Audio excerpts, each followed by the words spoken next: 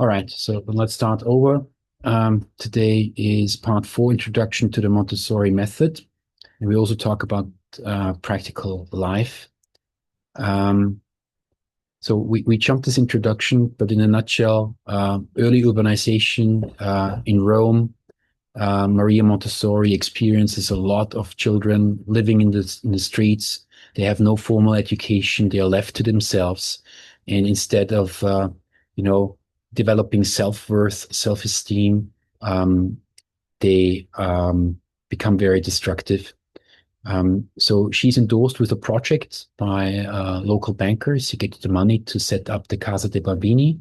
And this is where um, yeah, she makes a lot of groundbreaking work in developing the Montessori method and also teaching tools.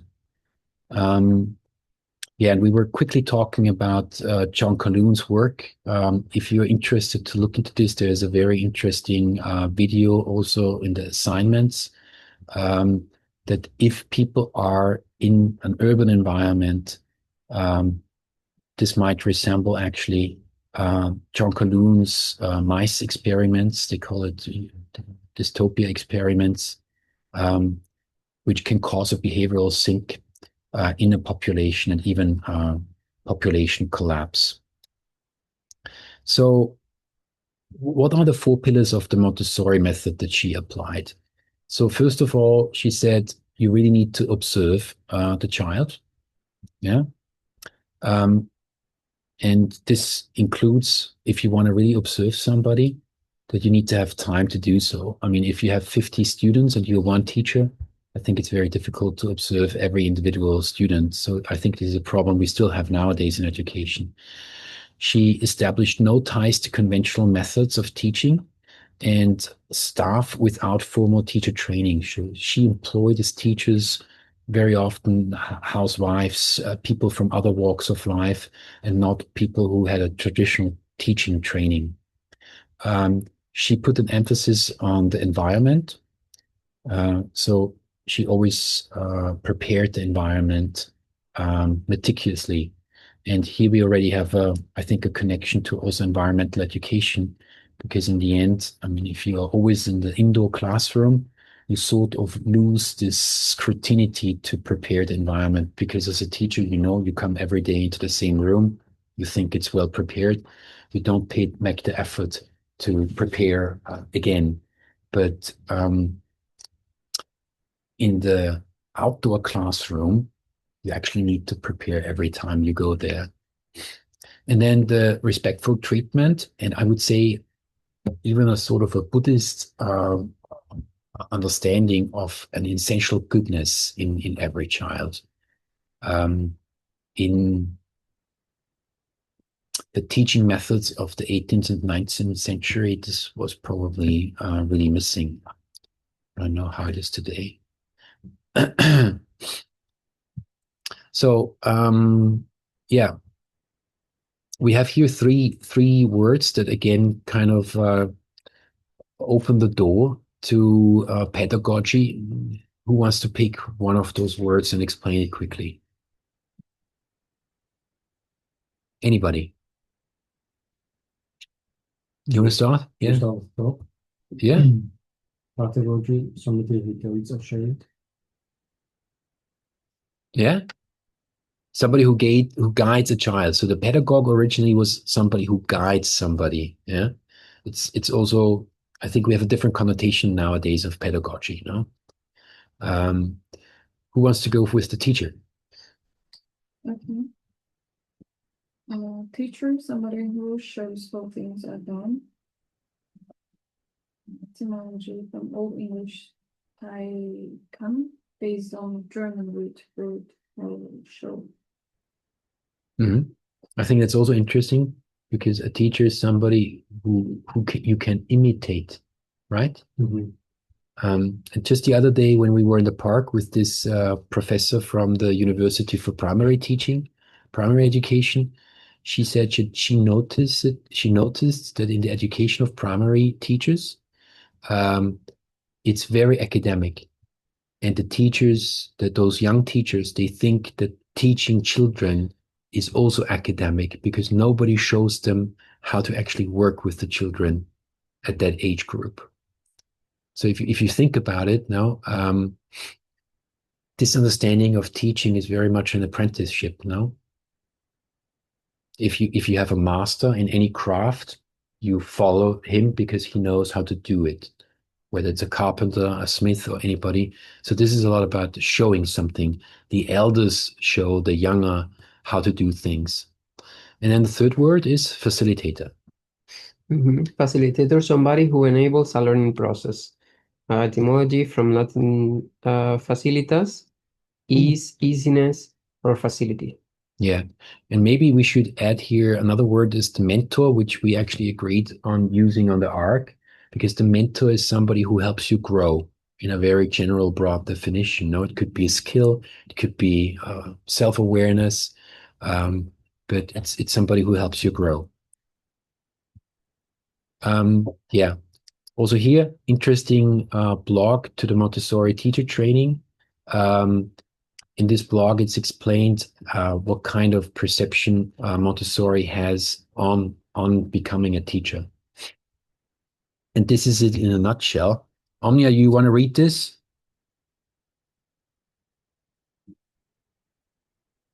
Omnia?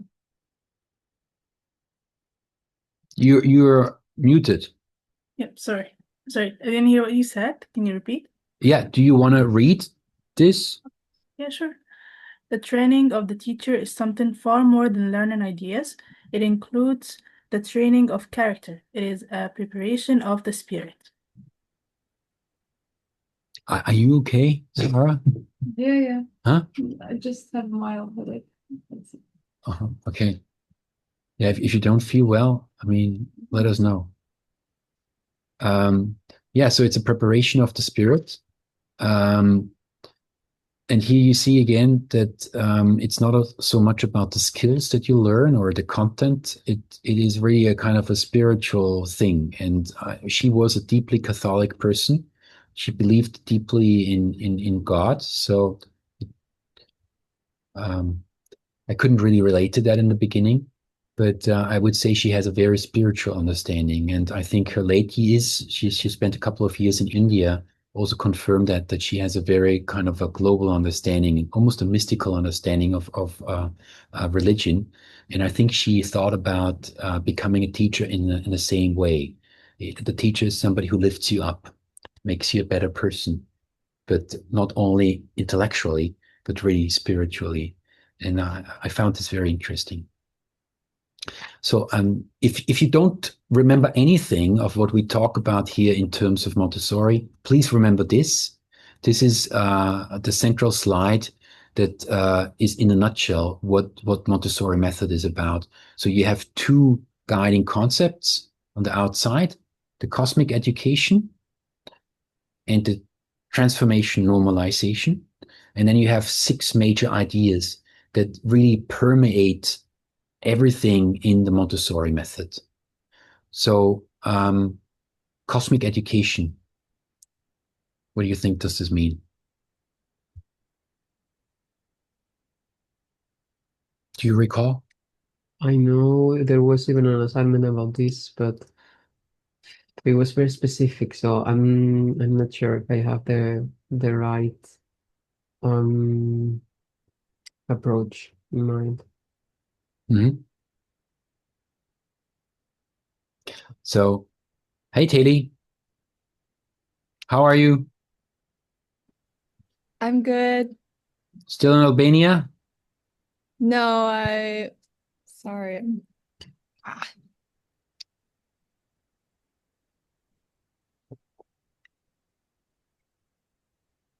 So no worries. You tell us later. You just get settled in. I have like 2 devices going because I can't plug my earphones in my computer. But anyways, I'm in Italy now. I went through the Balkans and toured in Montenegro and Croatia, and then I took a ferry on over to Italy, so now I'm here. Nice. Great. So we actually talk about an Italian woman. So you have something to connect to. Yeah. And we have started to talk about the Montessori method. So cosmic education just means that you need to connect everything that you learn with the entity at large. Yeah, it's a very holistic learning approach. And interestingly, this was the part that she added last during her years in India.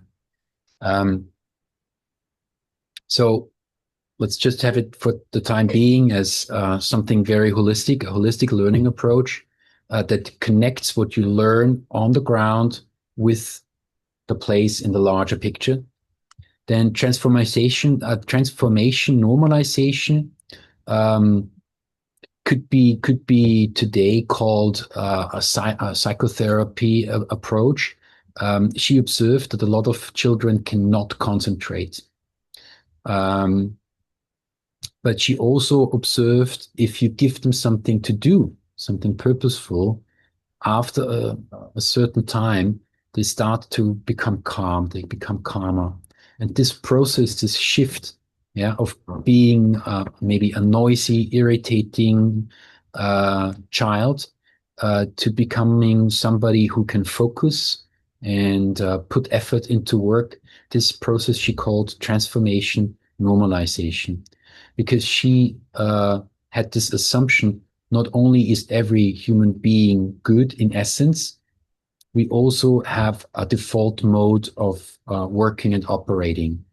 And it's only when we are not guided into this default mode, because we have very disruptive external conditions, then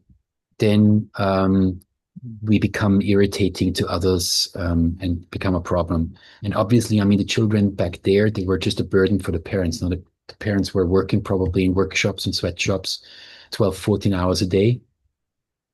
The kids were left to themselves. The people who lived already in the cities, they were probably wealthy. They also didn't want the children. So nobody gave them a space to actually flourish. Right. So those are two guiding concepts. And then we have 6 major ideas. We have the absorbent mind, the sensitive periods, the prepared environment, practical life activities, control of error, and the full cycle of work. And this will come back again, and again. So I don't go into this now in detail. It's an overview slide, but also maybe you want to print just this and keep it with you. It's always good to look into it.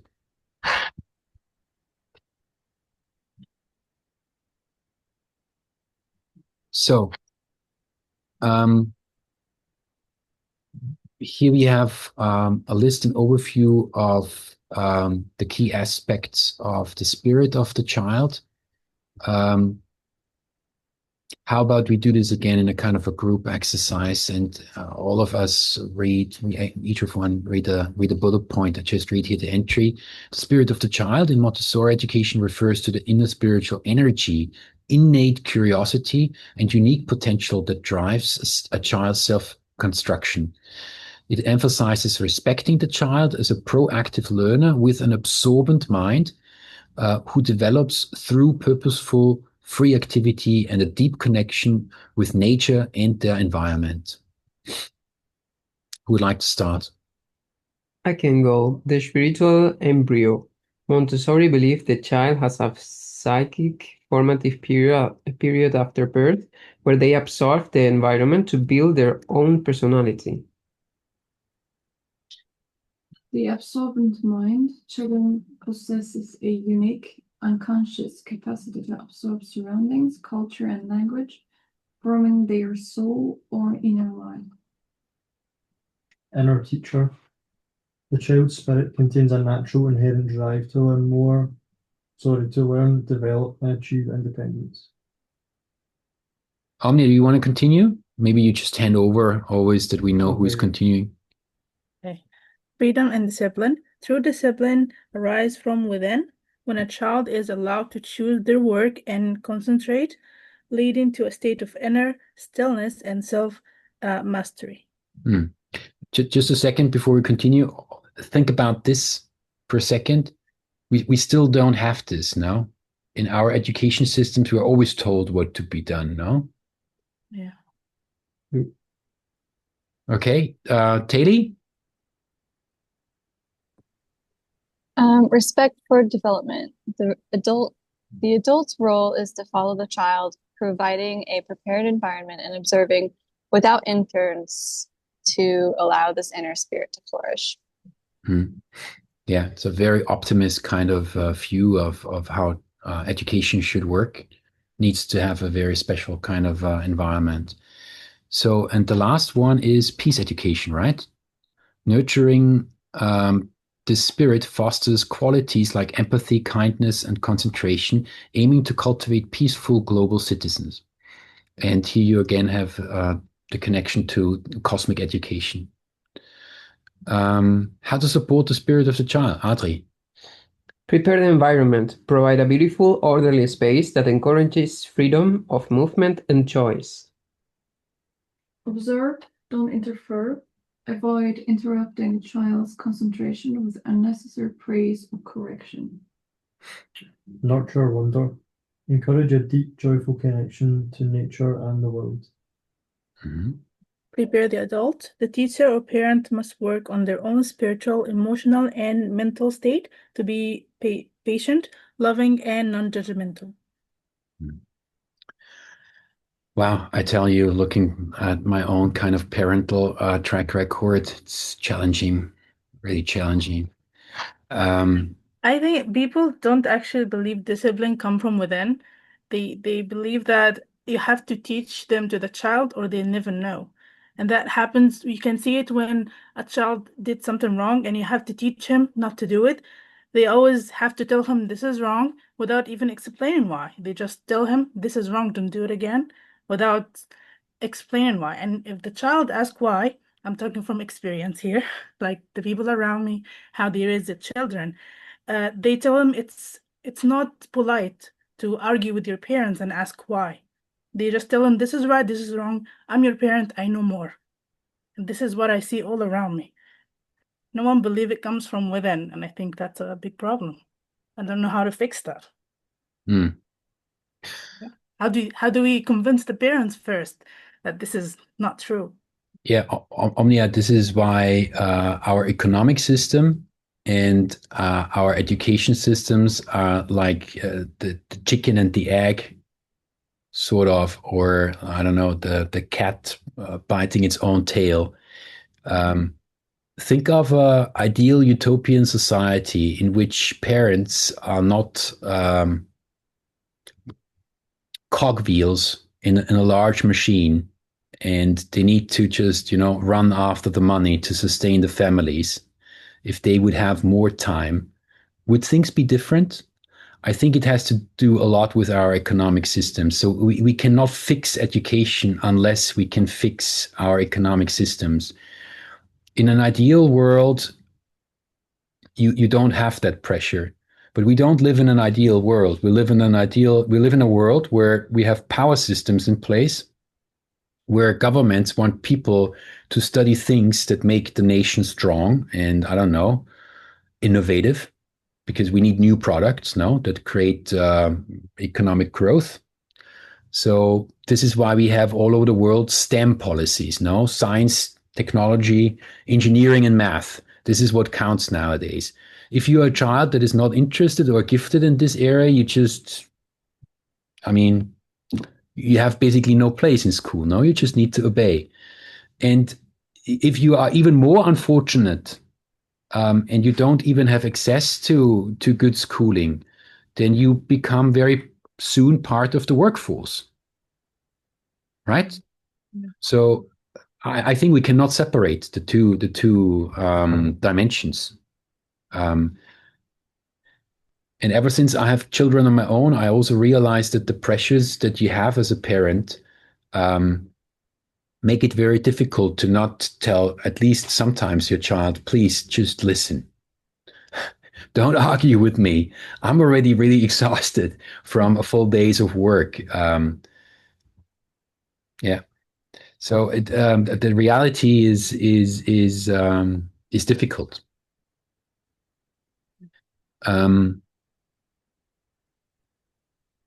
Maybe then they shouldn't have children.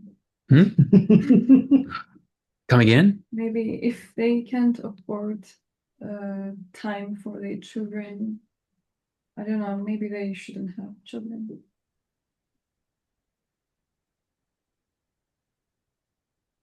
I'm actually talking for like in my country, many families like having a hard life, but also having like more than 3 children.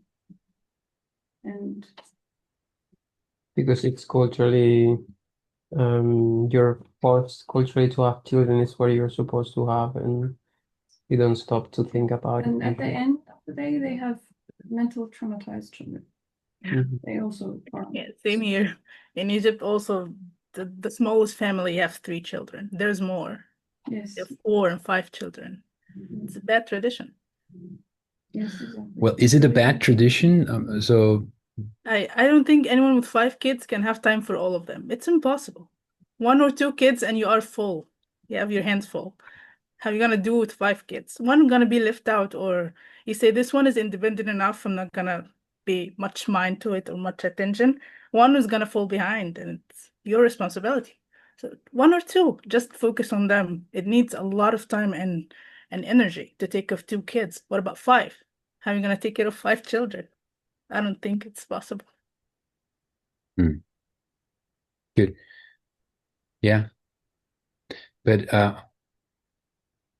we also know from population statistics and demographical studies, and this is a fact all over the world, that the wealthier people are, the less children they have. They don't have time. I don't know if it's just about time. I think there are also other reasons. So if it's a problem that people have too many children, then again, I think giving a basic universal income to everybody, or having a fairer wealth distribution would solve that problem as well. In many societies where people have a lot of children, the children are basically a substitution for the welfare system. So you need to have, I mean, this is, if you go 100 years back in Austria, people would have 5, 7, 9 children. First of all, many would die. Yeah. Child mortality very high. And if you would have no children, you would have no welfare system in place. So, I mean, you need to look into this, I think, also from that perspective. I don't know how the welfare state is in Azerbaijan or in Egypt, but I believe it is kind of a substitution also for the lack of a welfare state. So are you saying the children bring money to the house? Well, this is how it was in the past. I mean, 100 years ago, children would start to work at the age of 4. Mhm. Age of 4, all the mills and the textile manufacturing, they had small hands. They would start to work at age of 4. So you would create an income for the family. Mhm.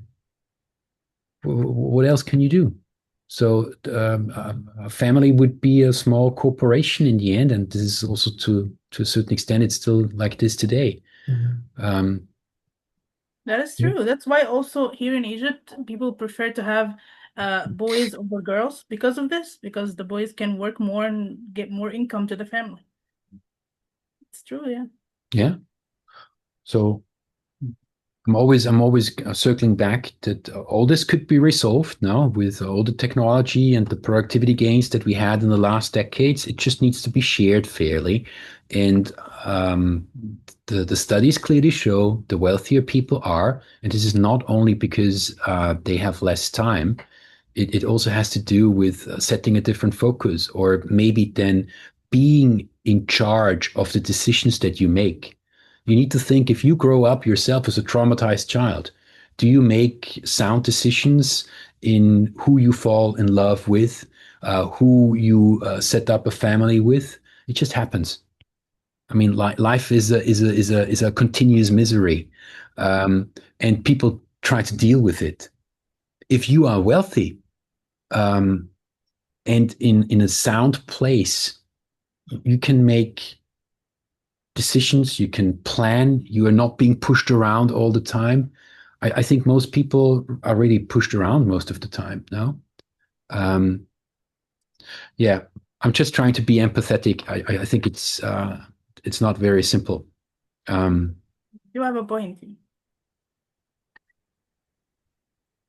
So we move to the next section here. It's about growth and development. Let me just check. This, no. Did we jump here something? No, it's growth and development. So I've also copied always a little statement from Montessori at the beginning of each chapter. So the tendencies which we stigmatize as evil in little children of 3 to 6 years of age are often merely those which cause annoyance to us adults. When not understanding their needs, we try to prevent their every movement, their every attempt to gain experience for themselves in this world. So Montessori observed that there are so-called planes of development, and this is just the way she called it. But it's interesting if you think about the human being as really something that is being constructed organically, and not only in terms of your physical growth, but also in terms of your spiritual and intellectual growth. No, so she had those 4 planes. First plane, 0 to 6. That's what she called the absorbent mind, where the brain can really absorb enormous quantities of information. The second plane, 6 to 12, childhood. Third plane, 12 to 18, adolescence. And the fourth plane, 18 to 24, as a young adult. And with each of those development planes, there is a natural separation and transformation that occurs every 3 years. So she broke it down, every plane, into 2 periods. So, yeah, Adri, do you want to... First plane? First plane? You want to do the first plane? From 0 to 3 years, the child absorbs everything in her environment subconsciously. From 3 to 6 years, the child is now conscious of what is being learned. So let's just hold on this for a second. Are you completely aware of this terminology, subconsciously and consciously? Because I found this is one of the very striking things that is not so much talked about in standard pedagogy, so that we have actually a period in our ongoing development as a human being where we are not conscious. I found it super hard to relate to my own children when they were like small. I mean, yes, you have a loving, cuddly kind of whatever little child, but you somehow notice that there is no consciousness. No, but what she describes is, yes, the child is not being conscious, but a lot of learning happens. A lot of learning happens. So it's a very, very special kind of period. And I think this is also confirming that you need special teachers for that age group. And then again, 3 to 6, which is probably the kindergarten age, or the elderly years of kindergarten, they are conscious. So this is very remarkable, no? Second plane. Second plane, from 6 to 9 years, child has the ability to comprehend. He questions everything. He has a very curious and active imagination. It's the time for creating a personal code of ethics. From 9 to 12 years, child is able to work more abstractly and enjoys big works. Inner order takes precedent over external order. Ethics now expands to peers and the world at large. Mm-hmm. Just again, one second. So 6 to 9, the child has the ability to comprehend. Let's just dwell on this a little bit. This induces that until the age of 6, and of course, this is not like a single point, now you comprehend. Yeah, you need to sort of, for some children probably takes longer, some is earlier, but there is no point in arguing or explaining a child until the age of 6 anything. No point at all. Well, little, because they are generally not fully able to comprehend. Yeah. but a lot of adults do it because we don't know about these changes that are happening now. As a small human being, it should be also possible to understand if I don't shout now, whatever. But okay, third plane. 12 to 15 years old, puberty. 15 to 18 years old, adolescence. Yeah. So I just also make here a comment about the Montessori method. Montessori really focused on this first and second plane. This is where you can gain most from her method. Whereas Rudolf Steiner, the founder of another reformist pedagogy, he focused more on puberty and adolescence because this is where he had a focus. No, he worked with adolescence. So then here you see the 3-year cycle.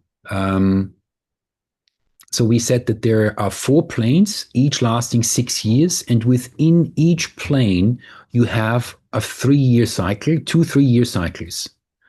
And those 2 3-year cycles, they apply both to the developing child as well as to the teacher training. This is also very interesting. So in the first year, you have the foundation for whatever kind of development happens during that plane. In the second year, you have the exploration, and in the third year, the application. And this is the concept that she basically applied also with her teaching material. It's very structured. It's very structured. And of course, then you have the personalized approach that this first, second, third year does not fit completely the mold for every child. All right, now we talk about the materials and methods that she developed. And she had, similar to Bill Mollison in permaculture, she had design principles that she applied to all the teaching material that she developed. So the design materials and learning methods are always for a concrete learning goal. Yeah, so you can, like we also do it now, that you want to learn about the bark patterns, yeah, or the tree, the leaf shape, bird species, bird beaks. So you have a concrete learning goal, and then she develops from that learning goal an appropriate material. The design materials and activities that allow children to correct their own work rather than have an adult correct them. So same here. If you can find out on your own what has been done wrong, then it's easier to memorize. You internalize the learning experience than if somebody tells you no or wrong, like Omnia said. No, it's a different way of learning. Smile and make positive eye contact with a child before presentation or instruction of any kind. So this is this innate goodness. Establish a contact with the spirit of the child and have a good kind of a start. Show children the steps involved in doing a task or working with a particular material. So there is really always a step-by-step introduction. Give children the opportunity to do the task that interests them as often as they want. So it's not that you do it once. When you take Montessori material, some children are engaged and do it as long as they get bored, until they get bored. And this should be allowed. Observe children to see how they use materials and what they need to learn. So again, I think this is very challenging. If you are not in a Montessori school and there are enough teachers, like one teacher, usually it's always a sort of a pair work. One teacher observes, the other is like really taking care of the kids. If you take care and support them, then you cannot observe. It's either or. Modify materials based on observations. So there is actually, always the possibility to modify things, like we also do it. We modify our quests. You need to modify things. This is I think this is one of the problems that the Montessori method has, because there are some very dogmatic Montessori followers who just say everything that she did is correct forever. So they don't give themselves the room, the space to modify material. And I think this is also why the Montessori method sort of got stuck indoors, whereas now we should really take it outdoors. Except that not all children learn in the same pace and maybe also the same space. We are individuals and we have different kind of sensitive periods. Arthur, you want to do that? Definition of work and play. Montessori believed that play is the important work of early childhood. Montessori placed value on children's activities by describing and treating them as work. Montessori combines the traditional definitions of work and play. A child's work becomes not only an effort a child makes or a process child follows to do something or make something that has value to the child or to the child's environment, but also an activity the child finds enjoyable and interesting and valuable in itself for that reason. Yeah. And here's again an assignment, optional. Who has heard of Ikigai? I think you read a book, no? Yeah, I think I read the book as well. Yeah. Anybody else? Guys, Omnia Taili, have you heard of Ikigai? No. No? All right. It's a Japanese concept, and the assignment would be to compare the definition of work and play according to Montessori with Ikigai.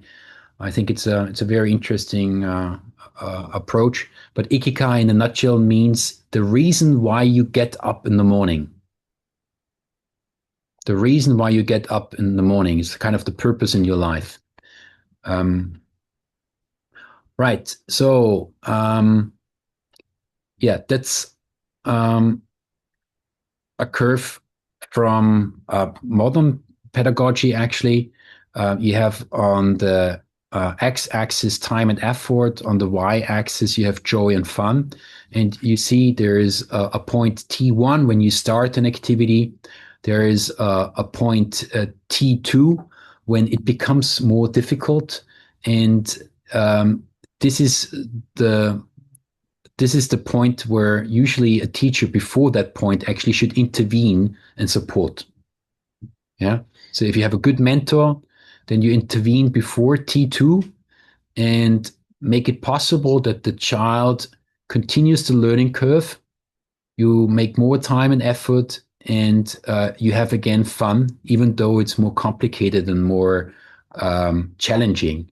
But usually, I mean,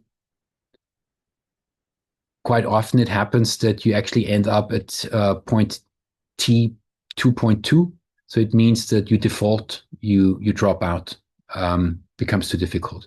And I think this is also a good graph to explain gamification, because gamification without the intervention of a teacher helps you to do quite complicated things, and you just keep going. You have perseverance to continue because it's fun. Yeah.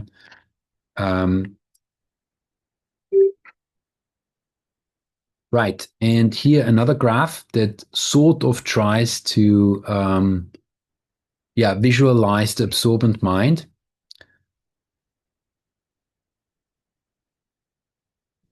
So here we have on the x-axis age, and on the y-axis unconscious learning, or I would even say just the amount of learning.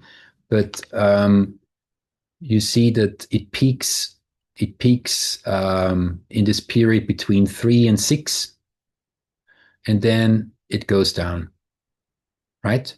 And the opposite of unconscious learning is conscious learning, and it means you need to make an effort. Yeah. I think we have seen already this graph, right? Mm-hmm. Yeah. Have we seen it? All of us? I think we should Yeah, have one of so the that we questions. discussed it. But I mean, this is obviously connected to it. Good. That was the introduction to the Montessori method.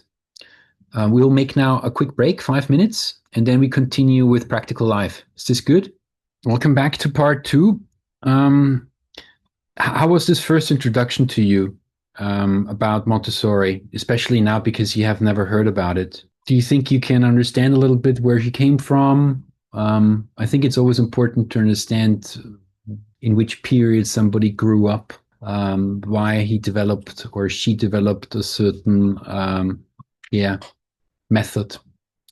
So can you relate to that a bit? I think it's also very important to understand that she was active at this peak period of urbanization and industrial revolution, that the social conditions are very different from what they are now in many countries. No? I mean, some countries they might be similar, but I mean, Italy now is definitely very different from Italy in end of 19th century and beginning of 20th century. Maybe one more thing that I should add, her method of teaching became actually so successful that Mussolini, the fascist leader of Italy, wanted to establish the Montessori method as the national kind of method to train children, and she rejected to team up with the fascists, and that's why she left the country and she lived for the rest of her life then in the Netherlands. So I think she was a very strong woman, quite impressive. So if you go to the Netherlands or to Italy, Tali, if you are in Italy now, visit the Casa dei Bambini in Rome. It's definitely a place worth visiting. Good. I was in Rome yesterday and the day before, but I don't think I went there. Unfortunately. Well, if you don't remember, you probably didn't go there. Yeah. Okay. We continue now with the second part, which is practical life. I think what makes the Montessori method also so interesting is that she has a very defined terminology. She's very strict about the wording that she uses. She has a clear concept, and you have two very big elements within the pedagogy, practical life and sensorial education, that really make a lot of sense. So, what do we look into in practical life? We have the philosophy and the methodology. We have preliminary activities and body movement, care of self, care of environment, grace and courtesy. Now, what do you think are those kids doing over there? Blowing fire to get it to start. Right? They probably make fire or they play with fire, I hope. So that's, of course, also a practical life activity. Practical life activities are often referred to as the heart of Montessori education. In addition to helping children master everyday tasks, the aim of practical life activities is to develop a child's independence, body control, and coordination of movement, concentration, and a sense of order. Quite a lot, no? So ask yourself quickly, how much practical things did you do during your school? Making it a little bit more tangible. Were you taught, for example, to bind your shoelaces in school? Where did you learn it? I remember quite clearly being by the pool and my dad taught me to tie my swimming trunks. Not quite shoelaces, but it was the first time I could do a knot properly, and then I could do my shoes. Yeah. So you were taught at home, right? Yeah. Yeah, basically in the family setting. Yeah. Which is the case. What would you do as a teacher if, again, put yourself into the Montessori situation? Children are abandoned. Parents have no time for the children. And you have a bunch of children who are not capable of doing the shoelaces. You're laughing now. Yes, so I was funny situation. I was teaching lower secondary just a few years ago, and the kids were not able, lower secondary. We're talking about 11, 12-year-olds. Wow. Not capable of doing the shoelaces. What do you do when you're a teacher? Tell them to buy Velcro. In Germany and Austria, with Birkenstock. Get a Birkenstock. Take a lesson on this. You do a lesson. You would do a lesson on this. What would you do if you had children who, I don't know, never button up their shirts? Omnia, do you have any real life anecdotes for us? Not really. I mean, the lowest grade I work with was grade 6, and I didn't really have that problem. All the kids have their mother tie their shoes before they come to school. I didn't see anything like that, honestly. But if I see a kid with their shoes undone, I will show them how to do it, like individually. Yeah. Yeah, so she Montessori dealt with a completely different situation. But I'm also bringing up this question because we can ask ourselves what we consider now as a basic skill that everybody should have.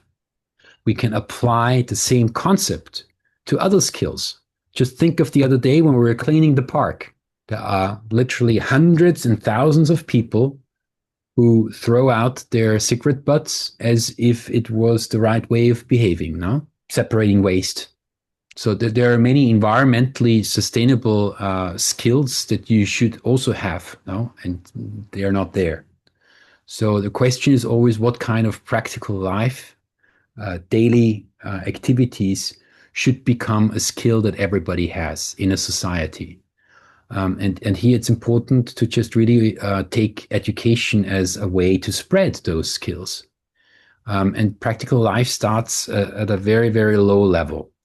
And again, we need to ask ourselves always what is useful. Think of the saber-toothed curriculum that we talked about. What is useful now? What do we need to teach now? So education and independence, who volunteers to read this? Education and independence. If teaching is to be effective with young children, it must assist them to advance on the way to independence. It must initiate them into those kinds of activities which they can perform themselves and which keep them from being a burden to others because of their inabilities. We must help them to learn how to walk without assistance, to run, to go up and down the stairs, to pick up fallen objects, to dress and undress, to wash themselves, to express their needs in a way that is clearly understood, and to attempt to satisfy their desires through their own efforts. All this is part of an education for independence. Yeah. So, does anybody want to make a comment about this? What do you read out of this little passage? It highlights that a lot of these things aren't taught in school. But it also highlights that practical life goes far more beyond being dressed properly. No, it is independence. It is self-worth. It is a skill to go after what you need to become a whole human being. And this starts very early. It's not something that you teach when you're 18 through telling people about morals or anything, yeah, that you should behave this and that. It is something that comes through practical skills, yeah, and they can be very, very simple, those practical skills. So I again think that this is, a deeply interesting approach. Do you have memories from your own schooling time, maybe primary years, where you were in the school, asked to do things? So I remember pretty clearly that we did the shoelacing we learned in the kindergarten. Yeah, kindergarten is very, yeah, I mean, actually everybody goes to kindergarten at age 3. And nowadays in Austria, because of the large migration during the last few years, it actually starts in many cities at age 2, compulsory to give the children a language training. Yeah, anybody else can share a memory about kind of foundational, kind of practical learning? If there is no memory, it most likely means that there was not happening a lot. Yeah, for me, I don't think we had any kind of class or activity about that. It was mostly either our families or sometimes with friends whose parents had already taught them to do something, and we would teach each other and learn from each other sometimes. Mm-hmm. Because I remember, I think specifically the shoelacing, it was either my family or I remember practicing with my friends, like how to, but not in class, no, not for sure. Mm-hmm. Yeah, so I'm just recalling now something else. We have been together with I think Mary and Liuba was there as well. We went to the Czech Republic, to a small village, and we stayed there overnight in a local hostel.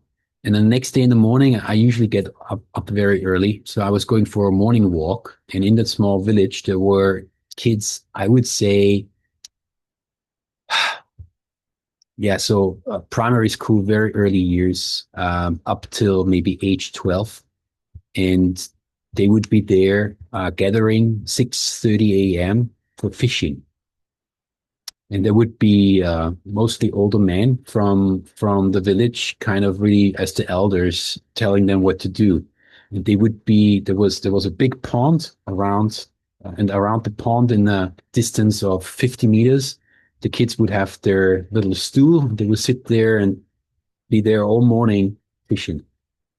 And that was for me also such a practical life experience, is that you being induced by somebody, and then you learn it hands on. Yeah, no problem if you fail, no, but you're being introduced into a sort of a hunting and gathering skill. Um, and You and know, this was part of the school, or this was something different? this was no, it was a village weekend activity. Yeah. Yeah, but it's very often done by clubs. So the thing is that the practical skills we learn, we quite often not learn in school. We learn them in clubs. Yeah. And why is this? Because our schools have become so academically Mhm. supercharged. But I think we would enjoy school much more if there would be much more practical training. No? If you could do things and if you could apply the sciences to projects. So, adaptation to the environment. This is one of my favorite, all-time favorite quotes about the Montessori method. So, who would like to read it? Somebody who wants to read? I can read that. Adaptation to the environment. The exercises of practical life are formative activities. They involve inspiration, repetition, and concentration on precise details. They take into account the natural impulses of special periods of childhood, though for the moment the exercises have no merely practical aims. They are a work of adaptation to the environment. Such adaptation to the environment and efficient functioning therein is the very essence of a useful education. So, probably if you read it the first time, it doesn't make so much sense. But if you think of culture as something that is continuously evolving, if culture is not something that is set in stone, because our climate evolves, everything evolves, no, the technology, politics, everything evolves. So if you think of culture as something that is continuously evolving, then practical life are the formative experiences that adapt you to the reality of that environment. This is something very deep, because it also shows if we are only in a sterile indoor environment that is every day the same, we have little, I call it, surface to actually adapt to the new situations. And I think this is one of the very big aha moments, that if we want to deal with climate change, if we want to adapt, then we need to be outdoors. No, we need to see what has changed. But if we are in a Faraday cage all day, it's very hard to actually even observe that change. No. So this is the adaptation to the environment. And I mean, this could be even like in a national curriculum. It could be like the lead paragraph, no, because it's almost about the essence of why we learn. Just take another example. I mean, you're the zoologist.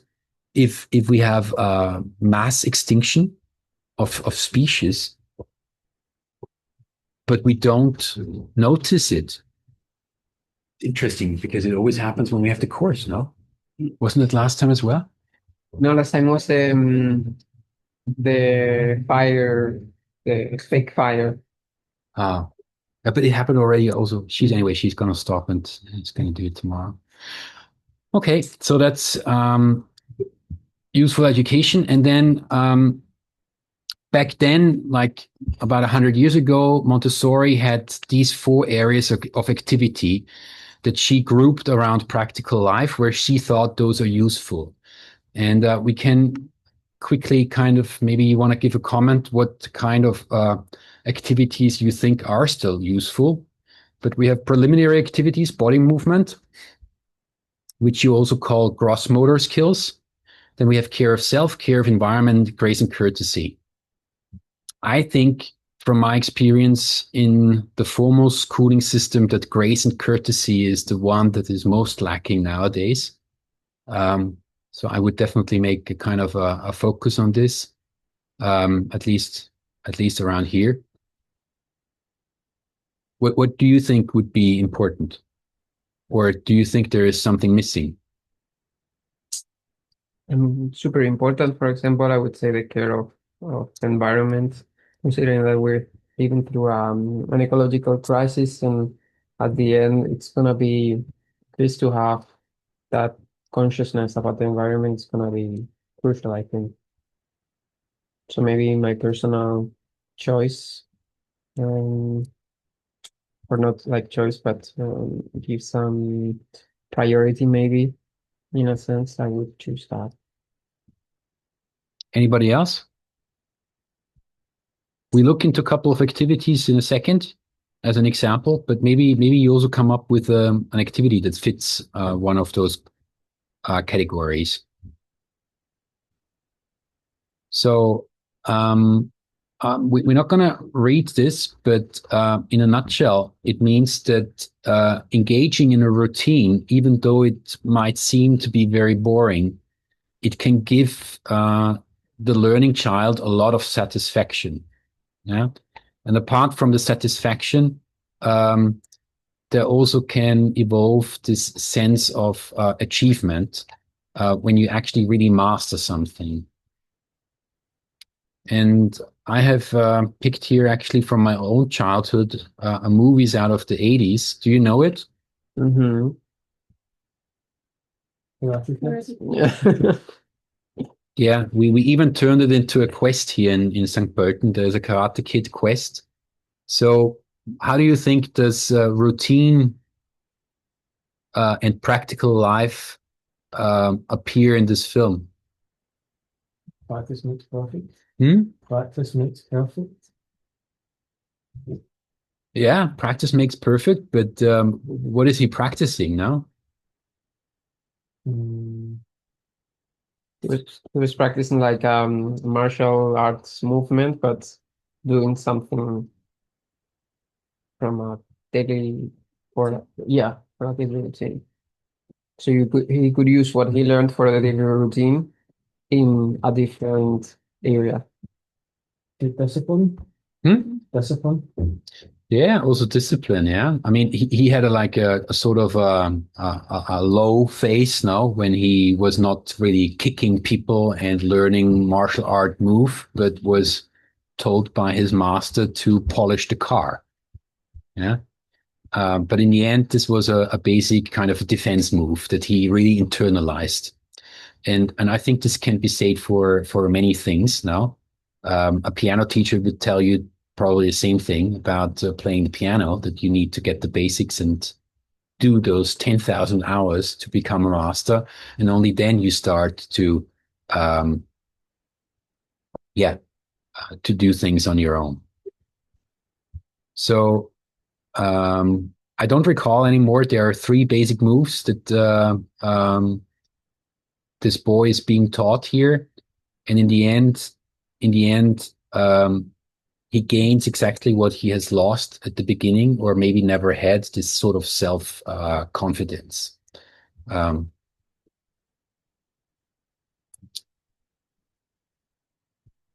Right, good. The next chapter that we have is basically about gross motor skills.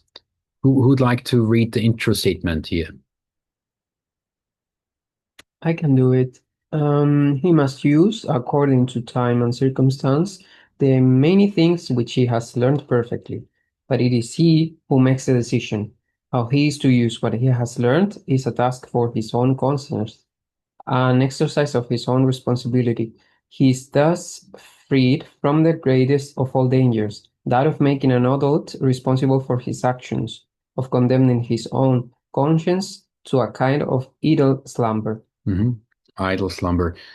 Yeah.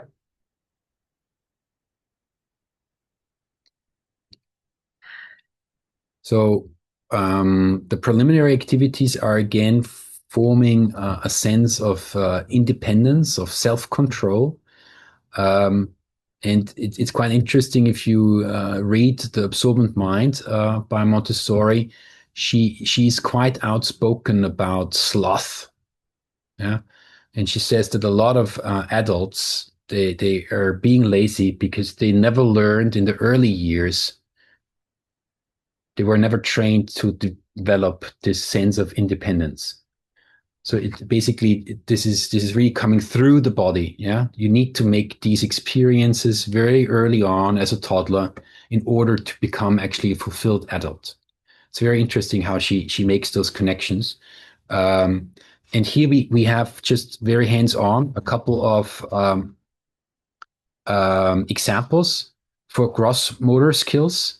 So large body movement, standing, walking, moving a chair, and also fine motor skills.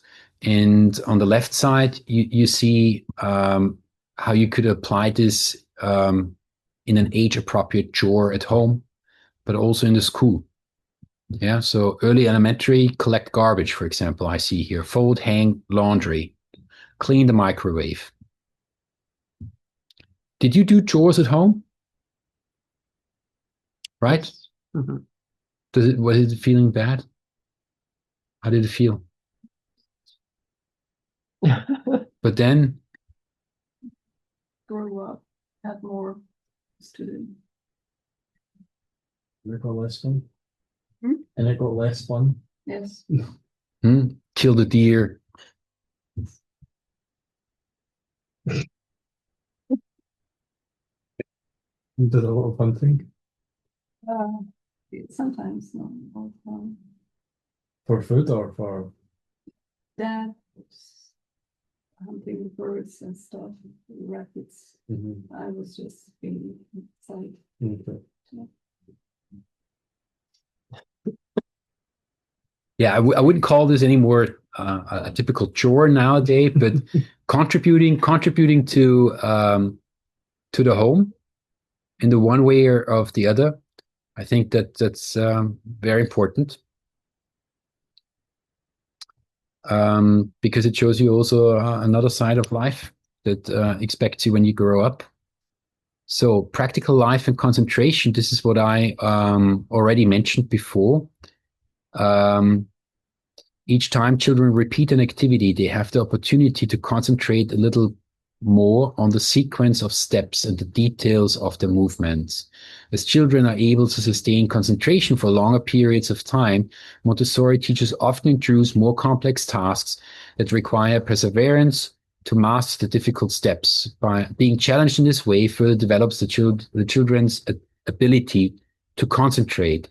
Now, I think this is in direct contradiction to what we have with our screen-based life. No, our attention span is falling. It's getting shorter and shorter and shorter. I think it's equally challenging nowadays to keep children focused on any chore and tell them do it over and over again. It needs to be innate. So they need to have some joy in doing it.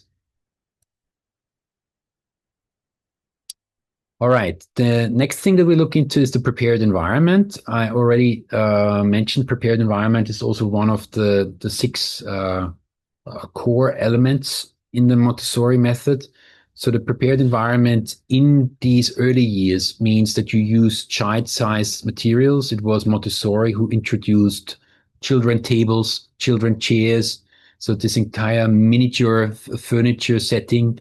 She always used real objects. I found an incredible parallel between the Montessori method and Steve Jobs, because aesthetics plays a very important role. So everything in the Montessori environment needs to be aesthetically pleasing. Don't use shoddy material, use high quality material. Don't use bright colors, use like nature hues and tones. So it should be always looking very nice. Should be good quality, complete sets. Never use Montessori material where like one piece is missing. The function should be complete. It should be adapted. You should be able to adapt it, and there should be a cultural relevance.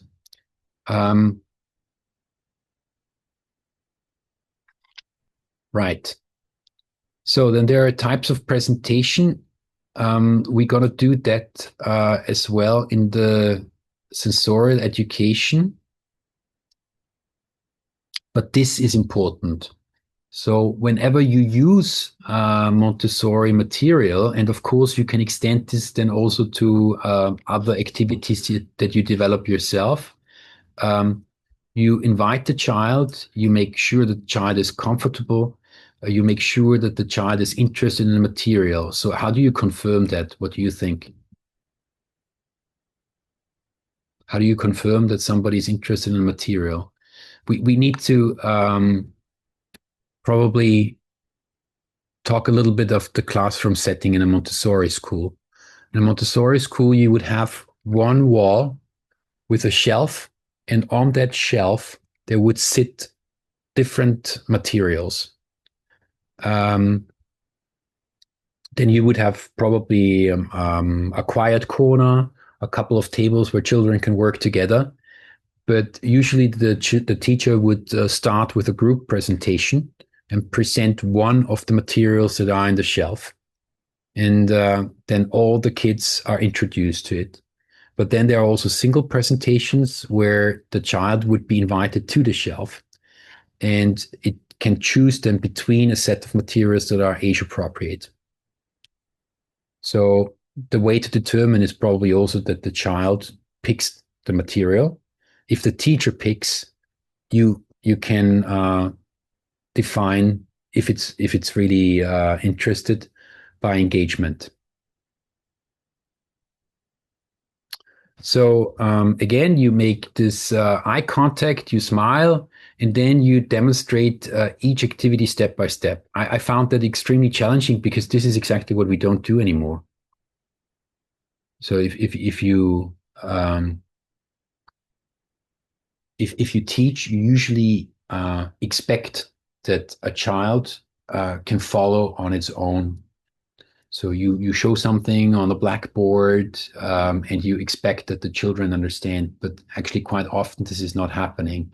And here in this system, there's a step-by-step explanation of the Montessori material.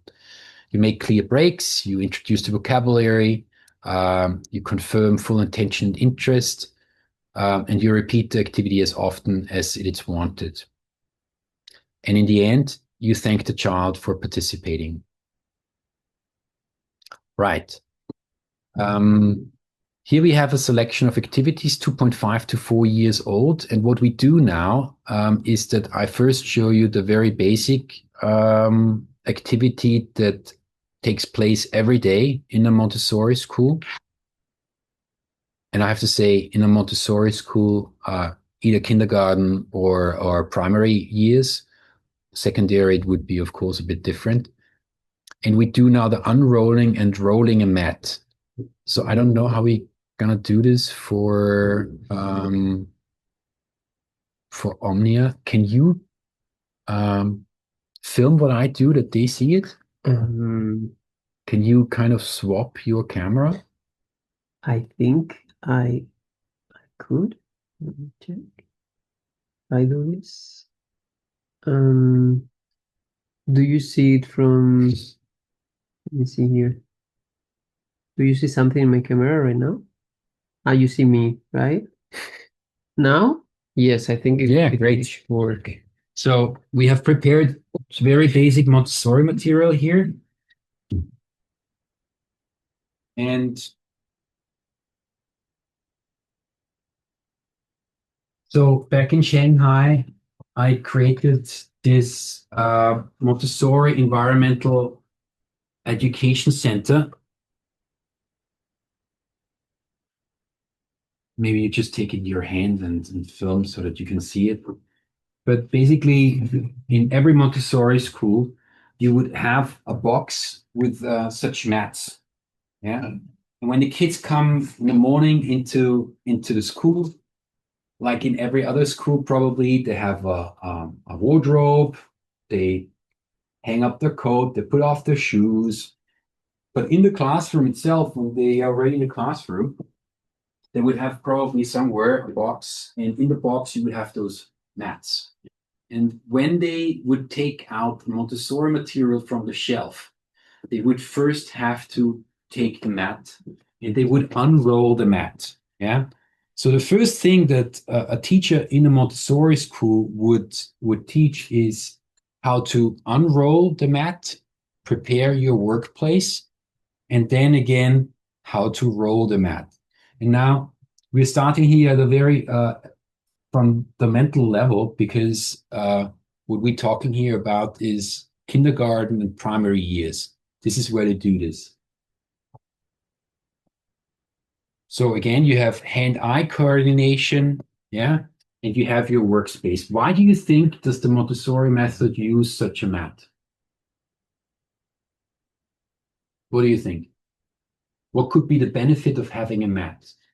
Think, here's another kid, here's another kid, here's another kid. They all have a mat. What could be the benefit of having a mat over having no mat? Which is usually the case in my school. They know it's their own workplace. Right. Yeah. So it defines a territory. Yeah. So typically what happens in each class, you have a few children that ignore the workspace and, let's say, the privacy of others. Now they would always go into, but here it's sort of, it's delineated. Yeah. So you have the same mats for kindergarten in a smaller size. Those are already the large mats. Yeah. In a smaller size. And the idea is that you're also responsible for your workspace. So at the end of the day, when you are finished with the material, you would roll it up again and you would put it in the box where the mats belong. Yeah. So this is strengthening a sense of order. And if you go into a Montessori school, you would be actually really surprised how different the classrooms look from a standard school. One of the things that I observed, for me, this was really striking, because my son went to a primary school where they had 2 Montessori classes, and all the other classes were standard public education. And in those Montessori classes, they would not, at the end of the year, like it is the case in all schools that I know around here, they would not clean the classroom. Everything would stay. So for a period of 4 years, the children would really have hundreds of books. They have a huge bookshelf. They would have another shelf with all the art pieces that they make. So it's you go into a room that is really a sort of your home. You know? It felt completely different. Whereas in the public school system, at the end of the year, everything needs to be removed. Yeah, and then somebody clean it, and then a new class comes in. So you have no attachment to that place. But the kids in the Montessori class, they already knew when they came back, where is this book that I read last year, and so on and so forth. So they would basically, over the set of 4 years, over the course of 4 years, they would really explore everything that is in there. Yeah. So this is one activity that we look into. And now let's say we have the workplace established. The child sits. We have now 2 more activities here that are very easy. In the Montessori method, Montessori observed children very closely. So there is also a bit of a terminology that I found interesting. So you have the whole hand grasp, and you have the pincer grasp. Yeah. And in the elementary years, the idea is that the children really master these grasps. And there's a deeply interesting theory behind it. Montessori says that we learn through the hand, whereas in our school, we quite often don't learn anymore through the hands. No, you're presented something abstractly on a blackboard, maybe on a screen, and you're supposed to understand. but learning happens in the Montessori method through the hand, and the whole hand grasp is learned through this exercise, which is just a bowl of marbles. The idea is that you use the whole hand grasp and move the marbles to the other bowl. What do you think is the control of error? I mentioned that one of the 6 principles in the design of the Montessori method is the control of error, and the control of error should be built into the teaching material. What do you mean by that? The control of error. How does the child notice on its own that the assignment has not been fulfilled? So if I instruct you, we can play this as a role game now. If I instruct you to take the whole hand grasp and move the marbles into the other bowl, right? How would you notice that you have not fulfilled the task? Because all the marbles would not be moved into the next bowl. Right. So you would probably drop a marble here now. Right. So it's very simple. We're talking about very simple things. The idea is that you understand the principles and can apply them then later on more complex formats. These are formats that we use in elementary years. All right. So who wants to volunteer as the child? Why are you looking at me? Oh, no, it wasn't you. You can also then volunteer as the teacher.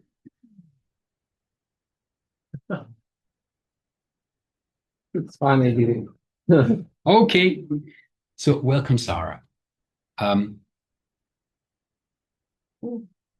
Yeah, we start with the marbles, okay? So do you think you want to do that? Yeah, why not? Huh? Yeah. Okay, so the idea is that you take the marbles, right? The whole hand grasp, and you move them all through the other bowl. And you try to not spill any of the marbles. A lot. Only with one hand, right? Right.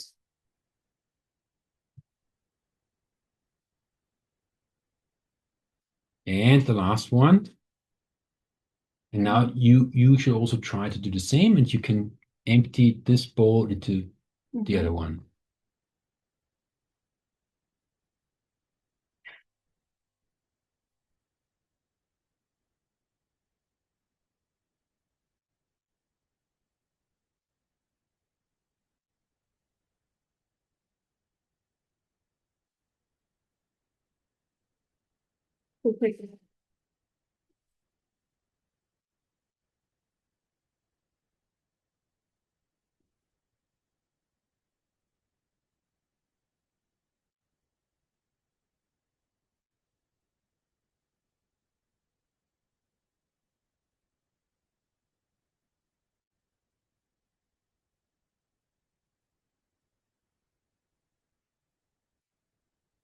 Oh, great. Control of error. Well done. Thank you.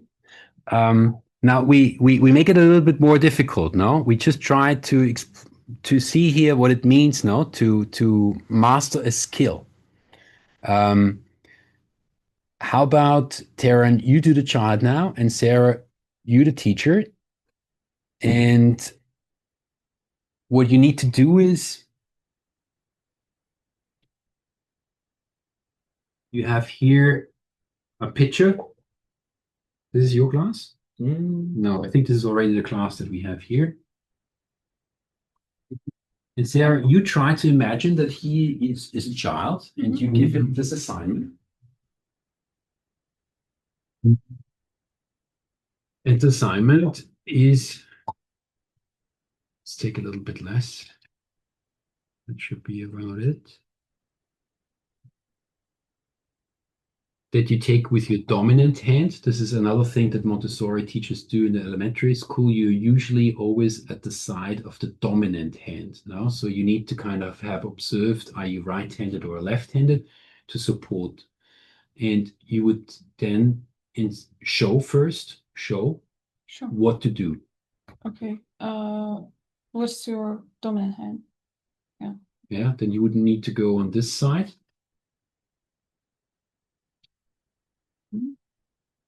And you show to Taran what he has to do. Now you empty that pitcher into the glass. Okay. Right? Don't spill. Yeah, exactly. That would be the control of error. Don't spill. Okay. Now use your dominant hand and take this one. But no, you need to really show it first. Okay. Yeah. Take this. Yeah. And put the rest into. All right. And now you put the water back.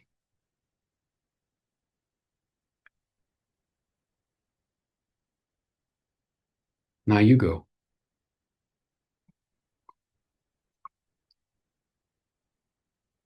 So think about what could be the complexity for a child that is 4 years old or 3 years old. Maybe 7 out of 10, because they could spill the water around. Yeah. So why is that? What is the complexity? What is the difficulty in here?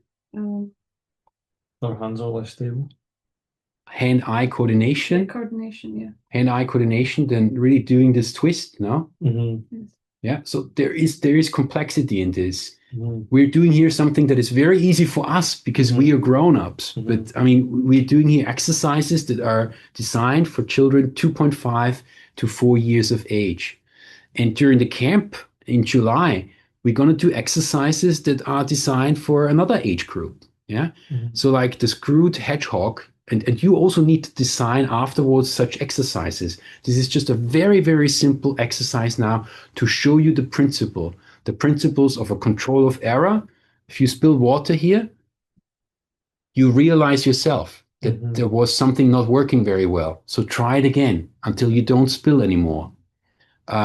You have a certain learning goal. The learning goal is to fill this glass of water. Yeah? The screwed hedgehog activity that Miller designed for one of our last summer camps, it was about screwing 20 screws into a piece of wood. And you should have seen how those 8, 9, 10-year-olds struggled with the coordination of a screwdriver. It was really challenging for them. And it was obvious that some of them were not able to sustain concentration for even those couple of screws. So you need to sit next to them and support them. And only when it was then about the drawing and decorating, they were again coming back. So it is really about this continued effort that is necessary to go and make something real. And those were like 15-minute activities. It was not really difficult, no? So our idea is in the course that we design 2 activities. One is a practical life activity, and the other one would be a sensory education activity. And you can choose an age bracket. No? You can say this is for 3 to 6. This is for, I don't know, 6 to 9. And it should be appropriate, but it should have the same kind of Montessori principles. So this is one. And now we do once more. Who would like to do the chopstick thing? Yeah, so you want to change, and you were the teacher. Have you ever used chopsticks? I have, but I can't use them properly, so. All right. So this is now culturally relevant, I think, because in China, and I think it also confirms why every culture gives us tools that enable us to do different things. Chopsticks are children start using chopsticks at age 2, I would say, and it requires an enormous amount of dexterity, which we with our Western cutlery just don't have. So the idea with the chopsticks is that you take small objects and again, you move them from one container to the other. So you would show and she would follow. The idea is that the teacher shows step by step what to do. So we remove this You again need to ask her what is the dominant hand. Maybe we don't use the bowl. Maybe we use instead, we have hundreds of containers. Maybe you use just 2 containers here. And instead of the marbles, we could use, because we have been also talking and cleaning the park about it, we use sunflower seeds. And you could take now 10 sunflower seeds, put them in one of them, and show to the child exactly how you use I think Zara the should chopsticks. show me how to do that. Which is your dominant hand? My right hand. You use the chopsticks Okay. and you Maybe just do 5, not 10. Usually you do 10 or 10 beans. Beans are even more tricky. But now you see, we make it a little bit more difficult, and now it becomes also interesting for you because you need to train and learn yourself. These are quite small. See, that requires quite an amount of concentration. I think maybe the marbles would. Yeah. That's 5? Yes. Yes. Okay. No, that's what you do. Okay. And of course, you could do this with corn, with anything, no? The more natural the objects are, I think the more interesting. Yeah. Okay, so yeah.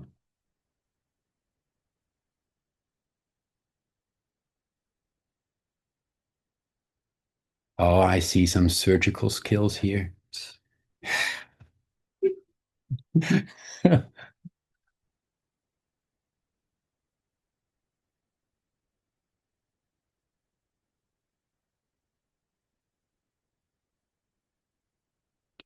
This makes me feel a lot better. But this is really tricky. I didn't think about it. The flow of this containers is kind of not even. All right.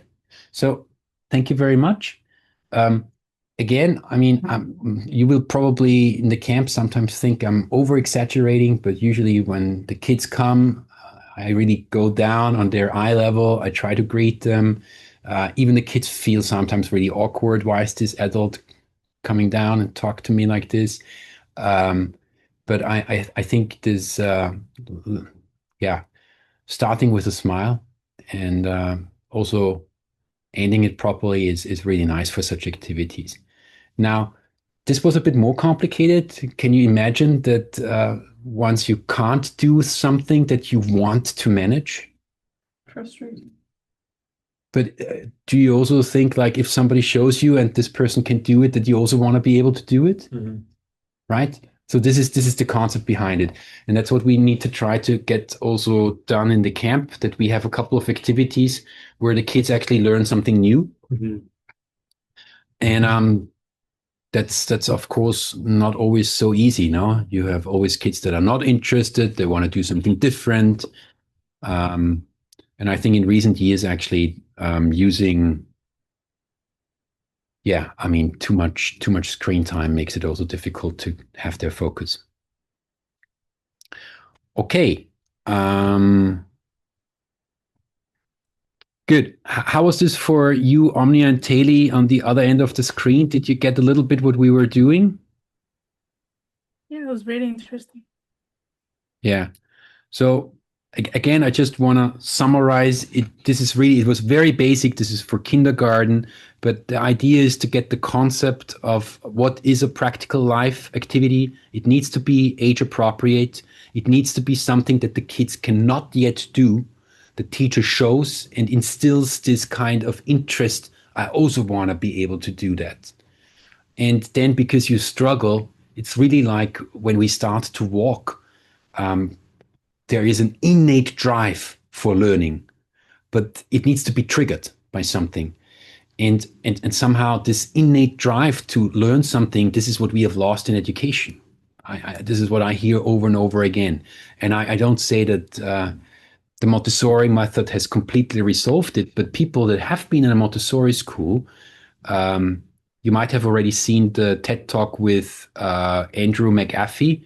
He attended a Montessori school, this economist. they usually have a very, very good, a very fond memory of their time in the Montessori school because they were constantly challenged to learn something and they had this innate drive and motivation.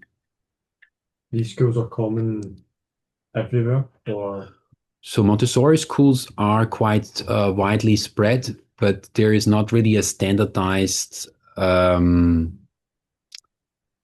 certification. What is a Montessori school and what is not?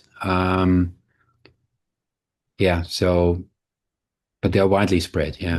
And they're sometimes also integrated in the public curriculum. So it's a very interesting method of pedagogy. Good.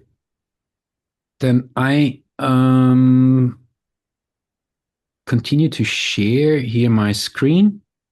We have been in these preliminary activities, and you see there are many, many different activities as ideas.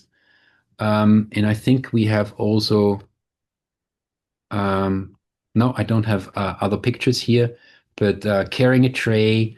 I just remember in the kindergarten that we ran, we had also this kind of kindergarten cafeteria, and the kids would have to clean off their own table. In the educational center that I set up, the kids would always take their own cutlery, their own plates, their own cups. They would have to rinse it on their own. And you need to really, step by step, in every camp that we had, we needed to show them how to do it. If you wouldn't show the kids how to use the dishwashing liquid, they would just, I don't know, spill loads of it over a single cup. And everything would be full of foam, sometimes funny, but actually, of course, also not great. So you would show them step by step how much you use, and they would imitate. It's really showing, doing, showing, doing. All right. So the next section is the care for self. Every complex action comprises a series of distinct movements. One act follows the other. The analysis of movements consists in trying to recognize and to carry out exactly these separate and distinct acts. Dressing and undressing oneself, for example, are highly complex acts which we adults, except on special occasions, carry out rather imperfectly. So care for self. I think we can jump this. Oh, no, we cannot. Yeah. So care for self. What kind of examples do you think are there for as a care for self? And maybe take it a step further. You just mentioned you think most of this should be learned at home, but what could be introduced into a classroom setting? I think I learned how to brush my teeth at school, which is personal hygiene. I think makes a lot of sense. Yeah. Yeah.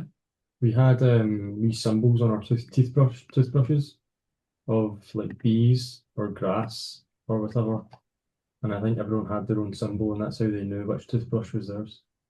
Yeah. Yeah. I know it does sound interesting. I never even I didn't even know I had that many. Yeah, but I mean, this is care for self. No, properly learn to brush your teeth. Yeah, I think shouldn't be just shown once, probably many times. What else could be a typical kind of care for self activity? Physical education, like exercise. But do we ever learn in physical education? Do we learn about it as a care for self? I remember in high school we had like a couple of workshops about relaxation, meditation. We would do like a session where we would just lay down. They would teach us a bit how to meditate. I mean, it was just like a couple of times, but it was nice. Yeah, I think it's extremely progressive already. Yeah. What year was this? How old were you? I probably would be like, I don't know, 2014 or something like that. I mean, they didn't. No, sorry, like how old were you? 27. I have to think. 27. Wait, what? You? No, at that moment. Yeah. Sorry. At that moment, I don't know, I'm probably like 14, Okay. 15, 16, so a bit older. more or less. Yeah.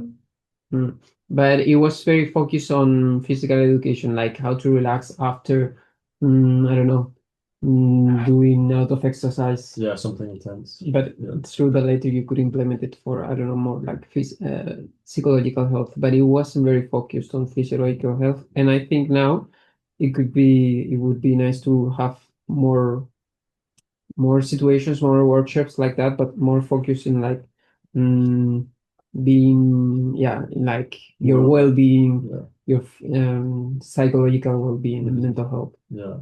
That's Okay. interesting. Yeah, I agree very much.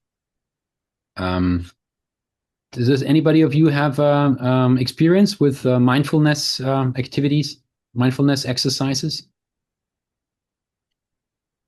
No, we have none of that here in Egypt.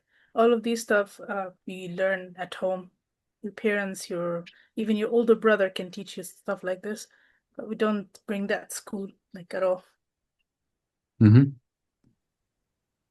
When I was in high school, we had actually one of my teachers, she had like a meditation Wednesday every week. So we would all just like turn off the lights, lay on the floor, and then have our meditation or I don't know, mindfulness day. That was fun. But certain other teachers didn't do that. So it just depended on the teacher. Yeah. Mhm. Yeah. So again, I think the skills that we need to learn are dependent on the current situation, right?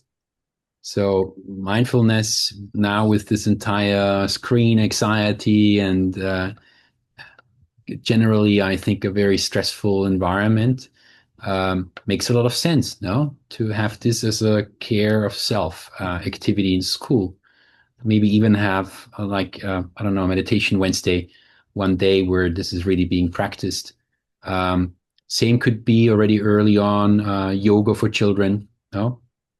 I think would be very useful. You can combine. I know a yoga class that is actually perfect for you as a as a zoologist, where you have basically animal forms for each position. Yeah. Good. So this is one form of care for self, but of course there are many others that can relate to. Would you be able to connect to the TV because ours is just not in charge? Sarah's computer ran out of power. Yeah, so I can't see the. So maybe Sarah should do something about her computer. Somehow this also doesn't work. Yeah. So maybe you give it over to me. Omnia, do you see my screen? Yeah. Yeah. Okay. So care for self can mean many different things. So maybe if in a certain environment, I don't know, children are well dressed and everything seems to be in nice order. Still, we might on the inside be upset, irritated, whatever. And then care for self can be also taking care of the spirit, of the emotions, and so on and so forth. So there are definitely skills to be learned. I think there's an issue because it's in there it's all right, but I think here, for example, it's like that, and I think here could be as well, maybe for So then let me quickly reshare. I think it's interesting, like Montessori to me sounds like multi-sensory. You know what I mean? It seems like very kind of hand in hand, like Interesting association. I would have rather thought of a mountain, Monte. Good. Do you see my screen again? Yes, but with the notes, like the other comment. Right, then I need to do it like this. Yeah, perfect. Do you see it there? Mhm. Yeah. Yeah. So this is just an overview of care for self activities as Montessori used them back then. And you see a lot of it had to do with the very basics that you said you wouldn't learn in school. You learn it at home. But again, you need to imagine that this was beginning of the 20th century in a completely different situation. Good. Next chapter is the care of environment. Adri, maybe you read it because you also said you think that this should be a priority. Yeah. For self-leadership to get results, you need all three kinds of focus. Inner focus attunes us to our intuitions, guiding values, and better decisions. Outer focus smooths our connections to the people in our lives. And other focus lets us navigate in the larger world. Being tuned out of one's internal world, you will need rather, rather less. One one blind to the world of others will be clueless. Those indifferent to the larger systems within which they operate are blindsided. Your focus is your reality. Yeah, interesting. This is a very interesting psychologist, Daniel Goleman. He wrote, or he also coined the word emotional intelligence. And in another book that he wrote, he writes about inner, outer, and other focus. And we have actually remodeled on this observation the triple focus. So the me, other, and planet. And it is roughly corresponding with an intrapersonal, an interpersonal, and an ecological intelligence. And I think the care of the environment in the first place is the ecological intelligence. So what kind of activities could there be of the environment? Montessori, in the Montessori method, this is not restricted to like nature. It is also happening at home. And here you have a couple of activities that can take place in the kitchen. Yeah, and I think the kitchen can be for kids a marvelous laboratory to do so many different things. Making orange juice, peeling and chopping carrots. Usually things that have to do with cooking are also serving very well as practical life activities. Sushi. Doing sushi and maki. I think it's a great activity. Like the rolling, you need to do a lot of different things. So it's a great practical activity. Probably also Mexican wraps, stuff like this. Yeah, washing dishes, of course. Then other care of environment activities that happen indoors. So the idea is just to keep a place orderly and tidy, especially if many people use it and the next day somebody else needs to use it. How do you leave a space? Mopping the floor. Yeah. Wrapping a present. I find that very nice. No, it was striking to me that very few children know how to wrap a present properly. Do you know how to wrap a present? Kind of. Not most perfectly, right? But yeah. Yeah, but I need something that can be definitely shown. And from wrapping a present with a gift paper, you of course very easily move to origami. No, or origami in itself is a very interesting practical life skill, which you don't use maybe every day, but you can do really a lot with it. And then from kitchen and house, we can move to the garden. And in the garden, it becomes more natural, no, that all this is practical life. I think on Friday, we're going to chop some firewood, bundling firewood sawing wood, chopping firewood, pulling weeds. All this is very practical. And it can be extremely, satisfying. Right, and that's also why I put here the permaculture designer's manual in here. I think permaculture serves very well the practical life educational approach. Good. What kind of workshop activities do you have? And hammering nails, very practical. I hear so many people kind of complaining about that. Fastening nuts and bolts, using a hand drill, building a kite, repairing a bike. Which age group would you do that with? Do you think it's appropriate for elementary school children? Which age group would you do it? Pick one. Well, Maybe over 10. Older than 10? I think the repairing a bike, building a kite is quite standard, but I think if you give them tools like a hammer and drill, then maybe they need a bit more hand-eye coordination and safety. So this is actually it's an assignment video, but I quickly want to show it to you because it's really one of my favorites. Have you ever heard of the tinkering school? No. Taylor, you also don't know the tinkering school? All right. So let me quickly show you this video. I mean, the idea of education, in my understanding, is, especially if we have now more and more robots and automation, that children should be interested in what they do, and they should have a sense of achievement.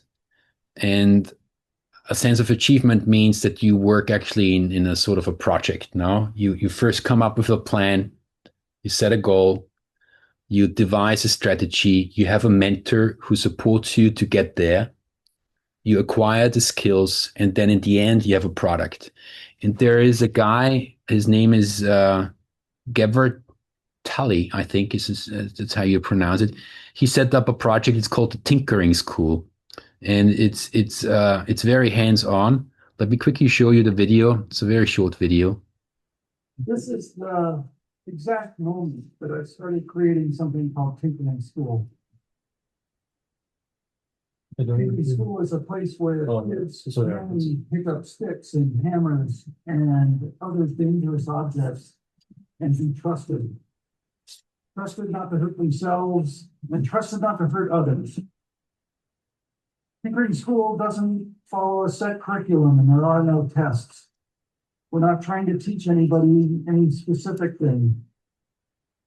When the kids arrive, they're confronted with lots of stuff, wood and nails and rope and wheels and lots of tools, real tools.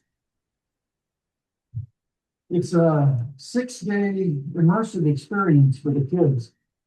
And within that context, we can offer the kids time, something that seems in short supply in their overscheduled lives. Our goal is to ensure that they leave with a better sense of how to make things than when they arrive, and the deep internal realization that you can figure things out by feeling around. Nothing ever turns out as planned, ever. And the kids soon learn that all projects go awry and become at ease with the idea that every step in a project is a step closer to sweet success or gleeful calamity. We start from doodles and sketches, and sometimes we make real plans, and sometimes we just start building. Building is at the heart of the experience. Hands-on, deeply immersed, and fully committed to the problem at hand. Robin and I, acting as collaborators, keep the landscape of the projects tilted towards completion. Success is in the doing, and failures are celebrated and analyzed. Problems become puzzles and obstacles disappear. When faced with particularly difficult setbacks or complexities, a really interesting behavior emerges. Declaration. Declaration of the unfinished project is a kind of conceptual incubation. From these interludes come deep insights and amazing new approaches to solving the problems that have been frustrated just moments before. All materials are available for use, even those mundane, hateful plastic grocery bags can become a bridge stronger than anyone imagined. And the things that they build amaze even themselves. 3, 2, 1, go!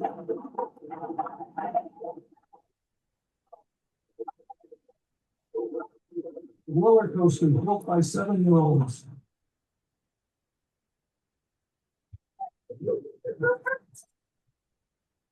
Thank you.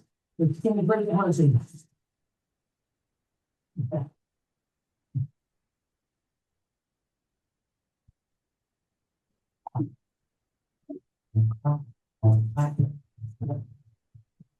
So now I need to turn this off again. Give me a second.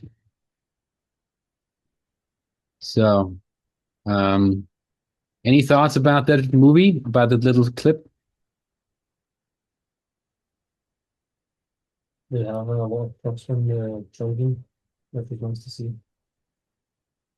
Trust in the children. What else comes to your mind?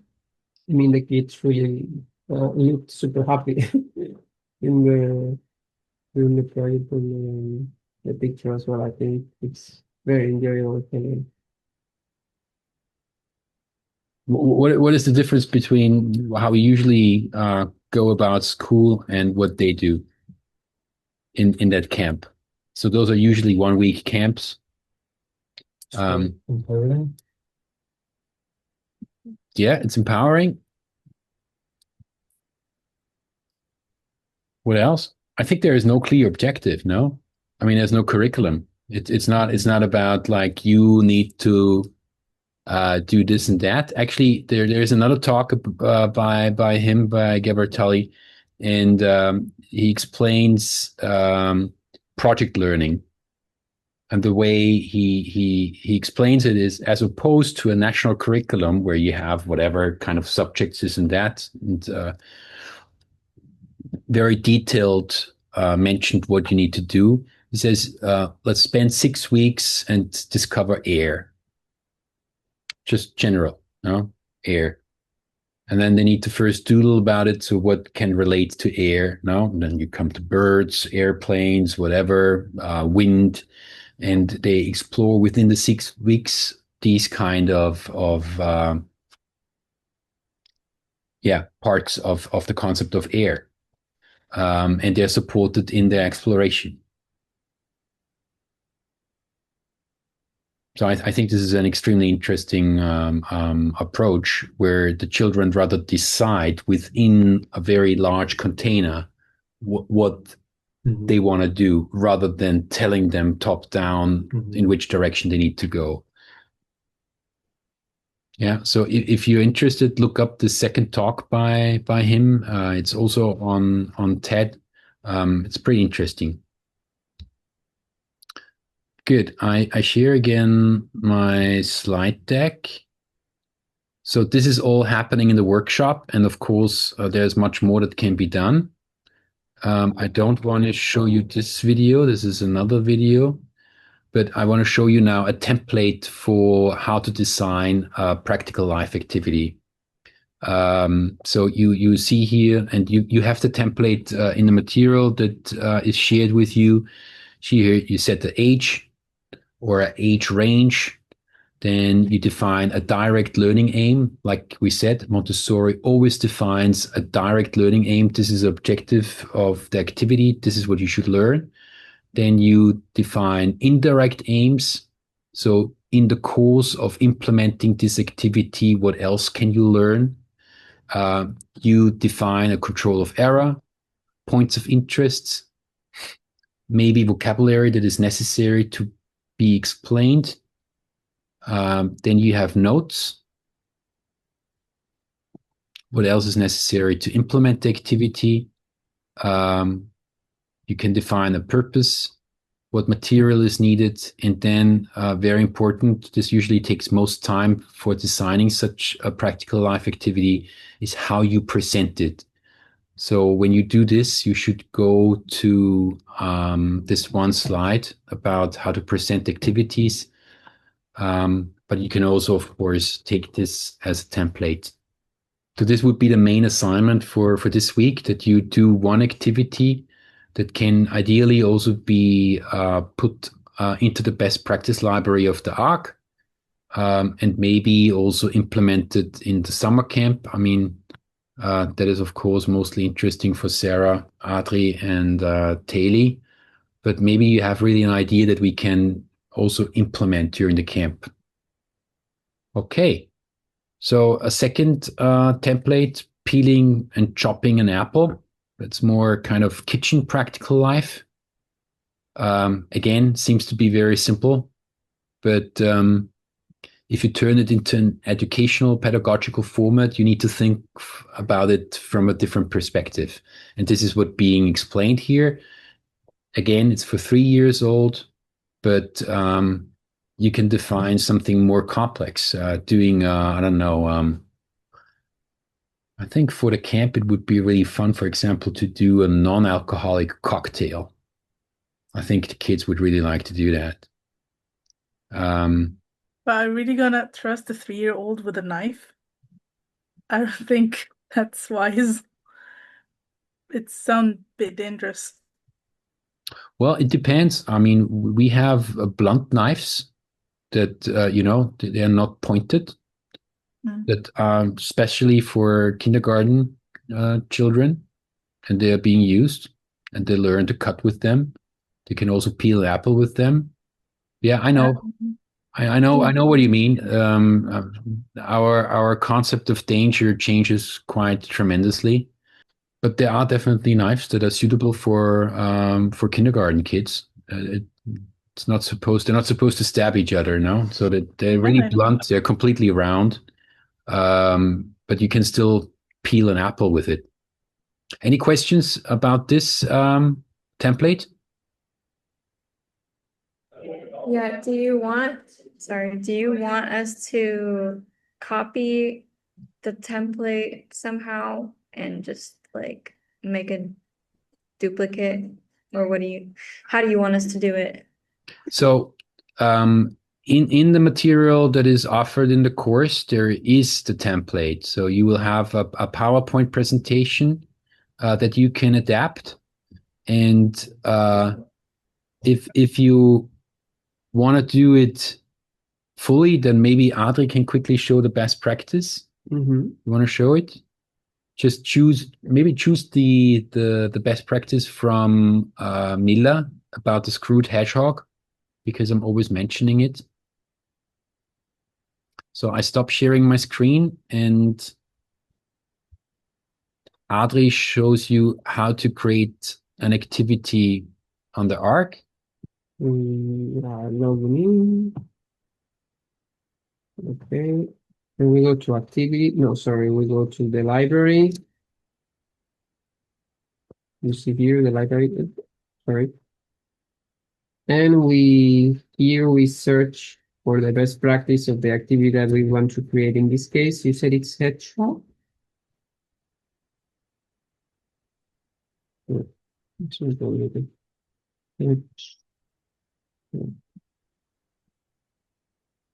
This one, right?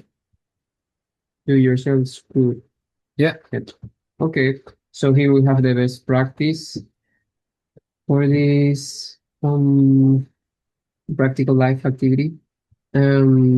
You see, you have here the information, some pictures as well, about the schedule as well. You have here pedagogy, of course. You see the direct learning objectives, some more pictures to help you. Indirect learning objectives as well, points of interest, vocabulary, control of error. And also some facilitation notes to help the facilitator basically prepare the activity and handle the activity all throughout the duration of the event.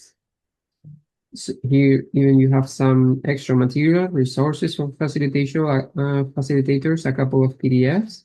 And then to create one activity from here, you just click on create activity. You have to choose a community. Usually we just put Green Step STP and we create the activity. And then you just have to fill some information. Yeah, we don't have to do that now. So the idea is that until next week, you create one such practical life activity. So you pick from the areas that are there. So there is, for example, you choose care of self, you define the age, and you create such an activity. The way to do it is that you first take this PowerPoint presentation as a sort of a draft, no? But if you want, you can also directly start here in the library, because you have seen it probably. It's exactly the same content, no? It's exactly the same content. The only difference is that you can activate it very easily. Yeah, and it's integrated into what we already have here on the ARC. Teddy, any more questions? No, that was it. Thank you. Yeah. So what I do is I'm gonna share now the link once more to all the slide decks. So here in the chat, this is the link to all the slide decks, and there you find also one. Can open this quickly. I probably need to reshare my screen so that you can see this. No, log out. Yeah, I think it should work here. So I've just shared on Zoom in the chat. I've shared the link to our cloud, and in here you have all the slide decks that we go through during the course. And here you have in number 11 the activity template. This is the PowerPoint where you have this template that I showed before. Yeah. So you can adapt this, or you go directly to the library and you just follow this form. It's the same process. Same information. Okay. Good. And I think then we have come almost to the end of this session. I'm gonna go back here to the course.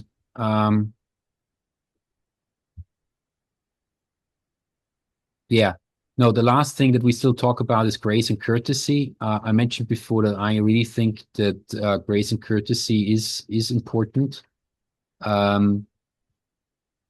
In the end, it has to do a lot with mindfulness. Mindfulness and communication relates to each other. If we are polite with each other, then I think we also have less conflicts. And this is what grace and courtesy is about. In the Montessori method, here in the third bullet point, Montessori says that children who can communicate courteously and who comprehend social and behavioral rules are more comfortable in their environment and their interactions. So it is kind of a social skill, social awareness, to know how to behave in which frame condition or in which situation. Right.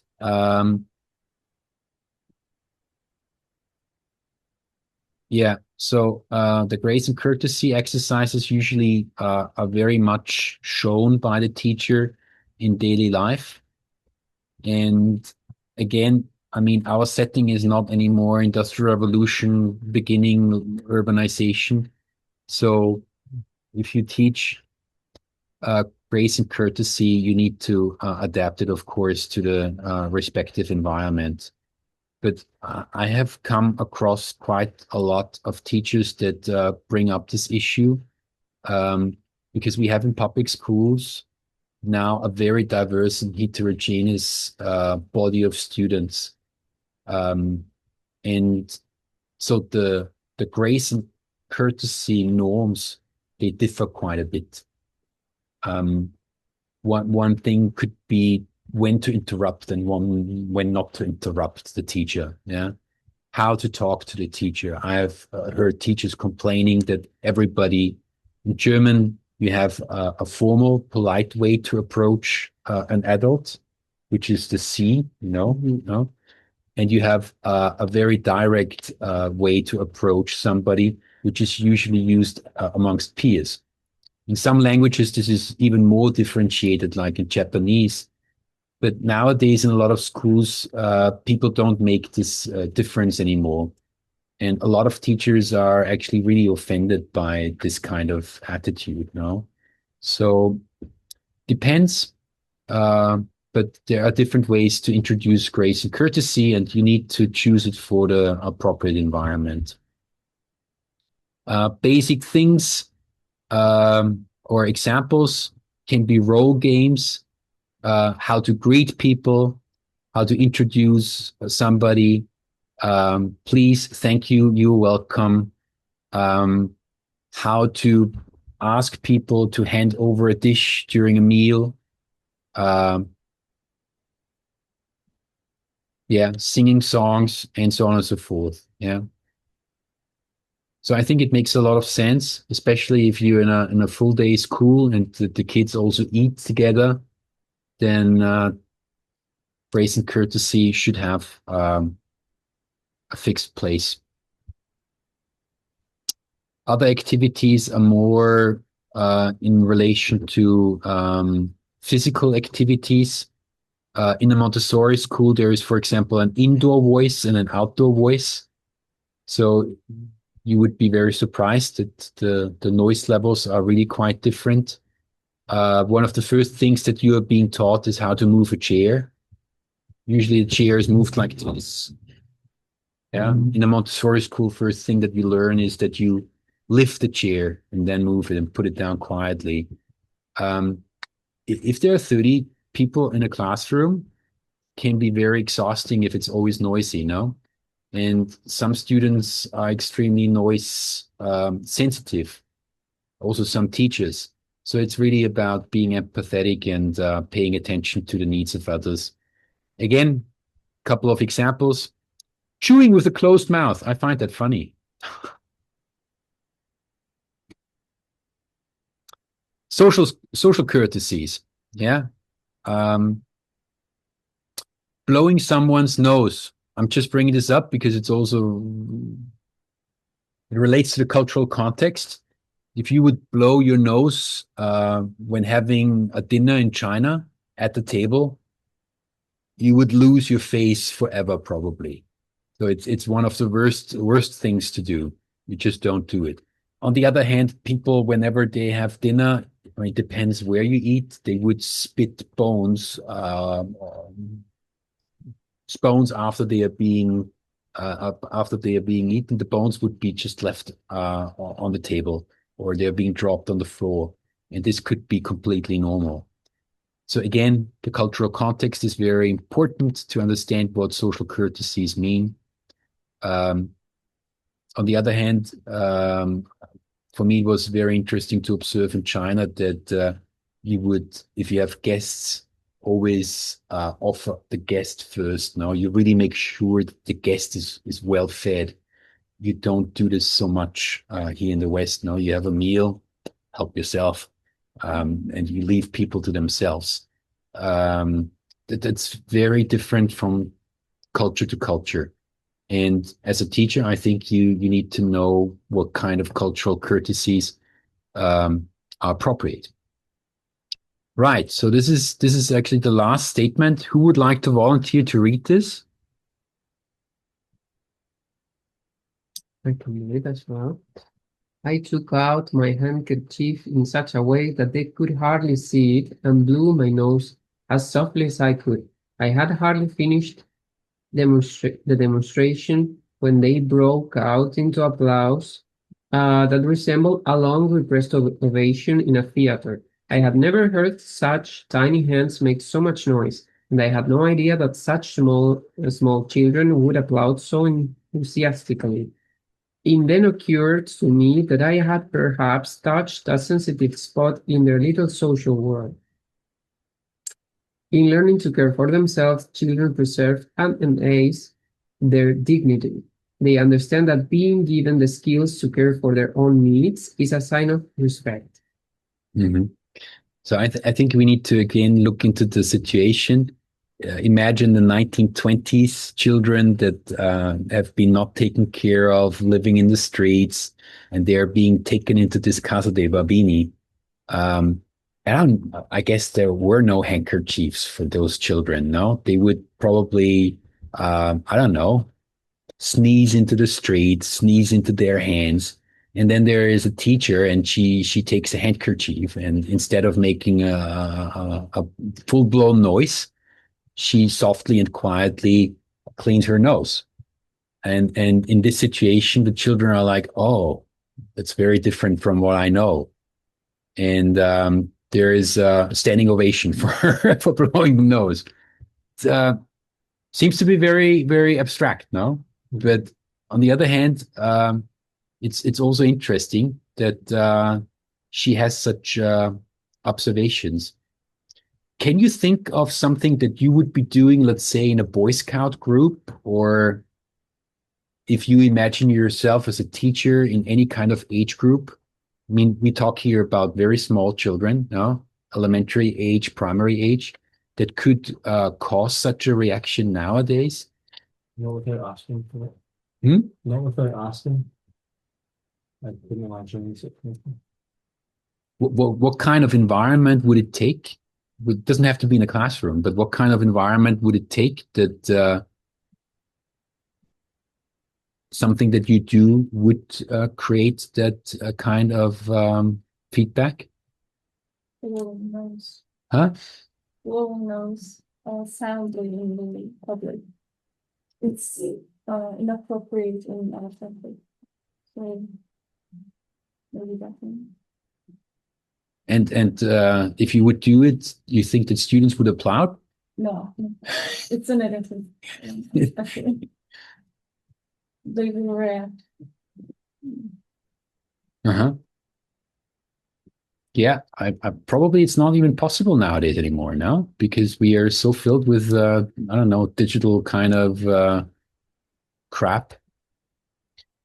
I think that most teachers suffer actually from an attention deficit from students. So I wouldn't know what you need to do as a teacher to get such a feedback. I think it's hard to get children to engage, like putting their hands up and answering questions, never mind collectively applauding something.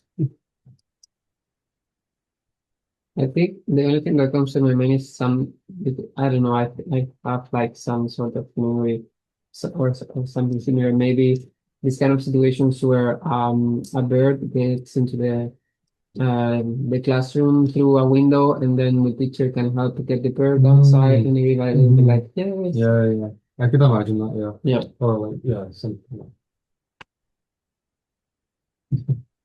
That's a good example. Very good example. Yeah, so I think this is interesting because it relates basically to conservation, right? We live in a biodiversity crisis, so maybe those are the skills that are nowadays making the difference. Yeah, sounds plausible to me. Again, we need to really move this, what we read here and what I showed you today, into this context of early urbanization and industrial revolution. It's really completely different from what we are dealing with now. But this is, Montessori never said that we always have to do what she what she did. It's the observation, and the principles remain the same.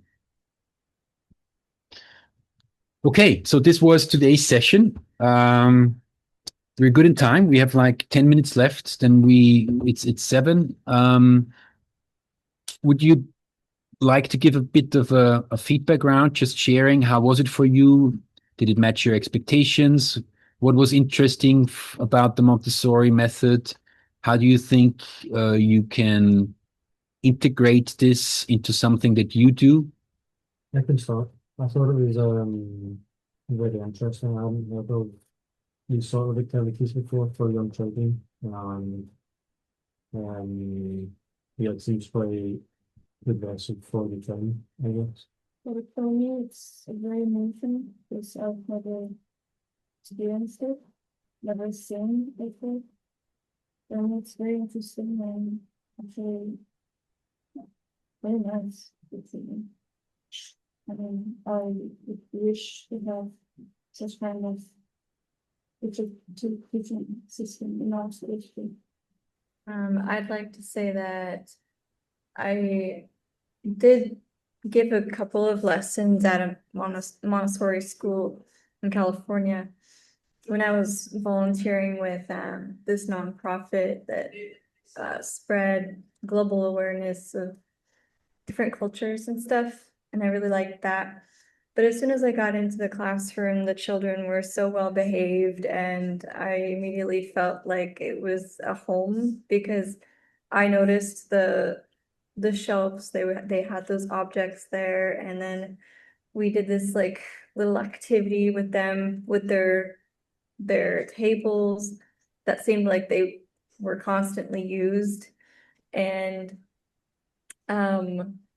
and they all like sat in the front of the room when we were giving our presentation, and I was amazed at how the classroom was set up and how well behaved everybody was, and how well they interacted with each other, and how much they did know. When we were asking questions, they all raised their hands. And so I was just like, I don't know, amazed. And so throughout this lesson, I was really interested in this method because it seems like it works pretty well. And having those hands-on objects or hands-on activities actually does teach them a lot of things. Yeah. Mm-hmm. Yeah, thank you. You were not here when I asked who knows already about the Montessori method. Yeah, it's really interesting that you mentioned this again because some people cannot believe it, but there is really a different atmosphere in a Montessori school. And it is because there is a focus set on aspects of this entire personality, this holistic kind of education, that the way we deal with each other, the way we treat the environment, is really different from a normal school.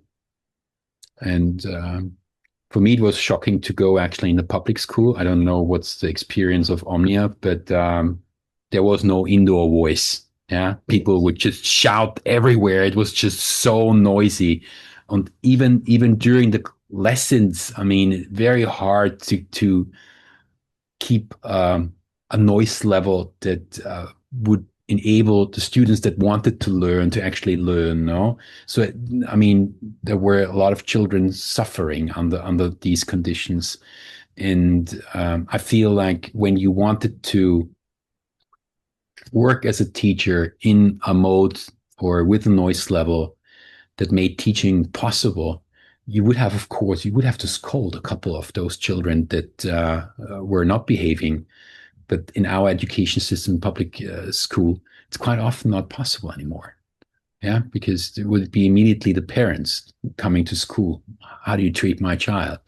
So we have authority issues, and I mean, Montessori definitely had a strong sense of authority as well. No? It's not that you can always be in the non-transformation, normalization situation. Yeah, okay. Thank you for this feedback. Omnia, what are your thoughts? And this is sound like honestly a little bit unrealistic to me because I have seen completely the opposite of everything I've heard today.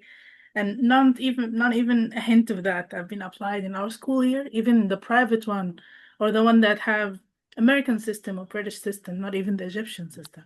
I've never seen that with my own eyes, so it's very hard for me to apply it to reality. But I think students really love this. They love to use their hand, see something real instead of always working with paper and PowerPoints.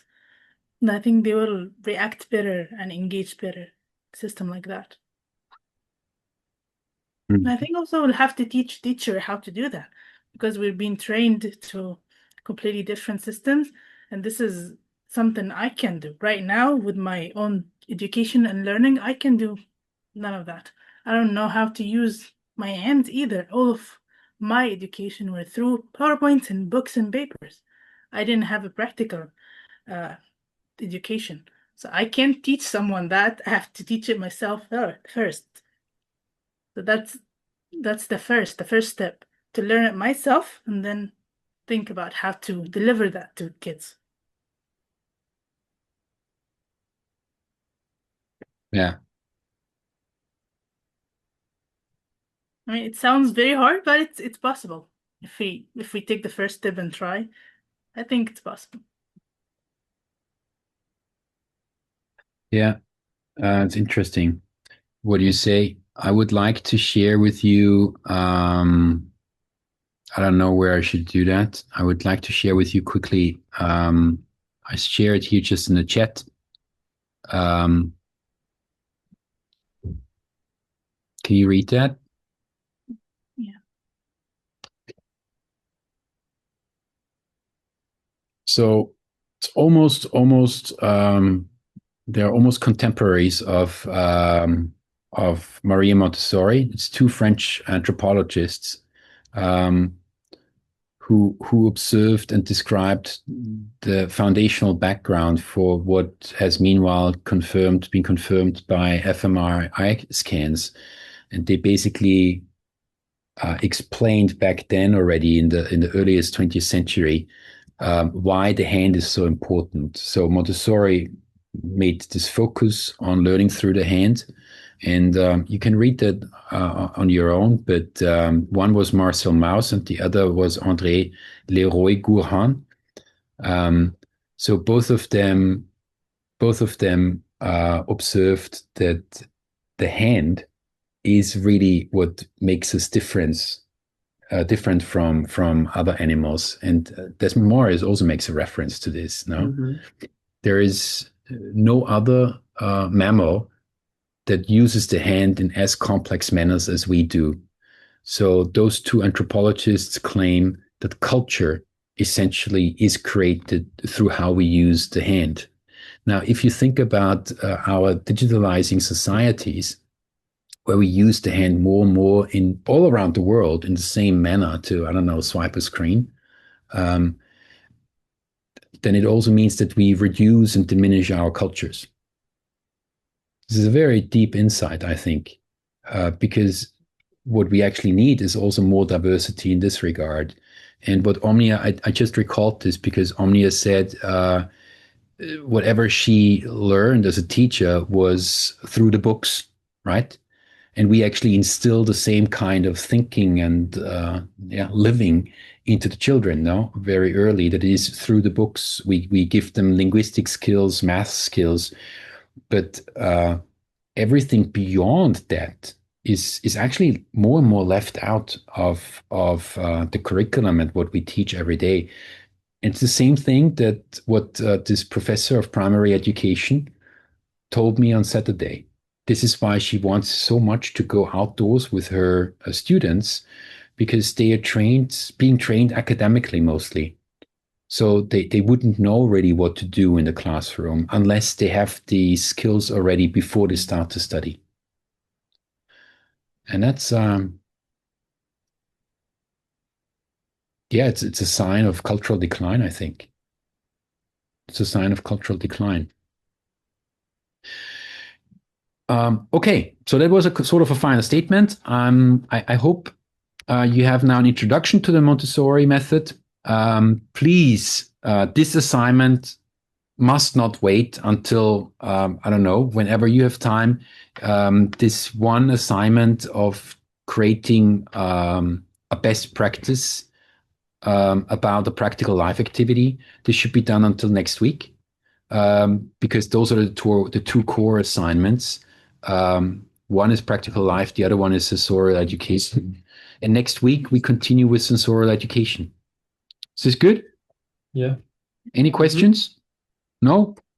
Well, then see you again next week. I think it's again Thursday, 4 p.m. Yeah. Perfect.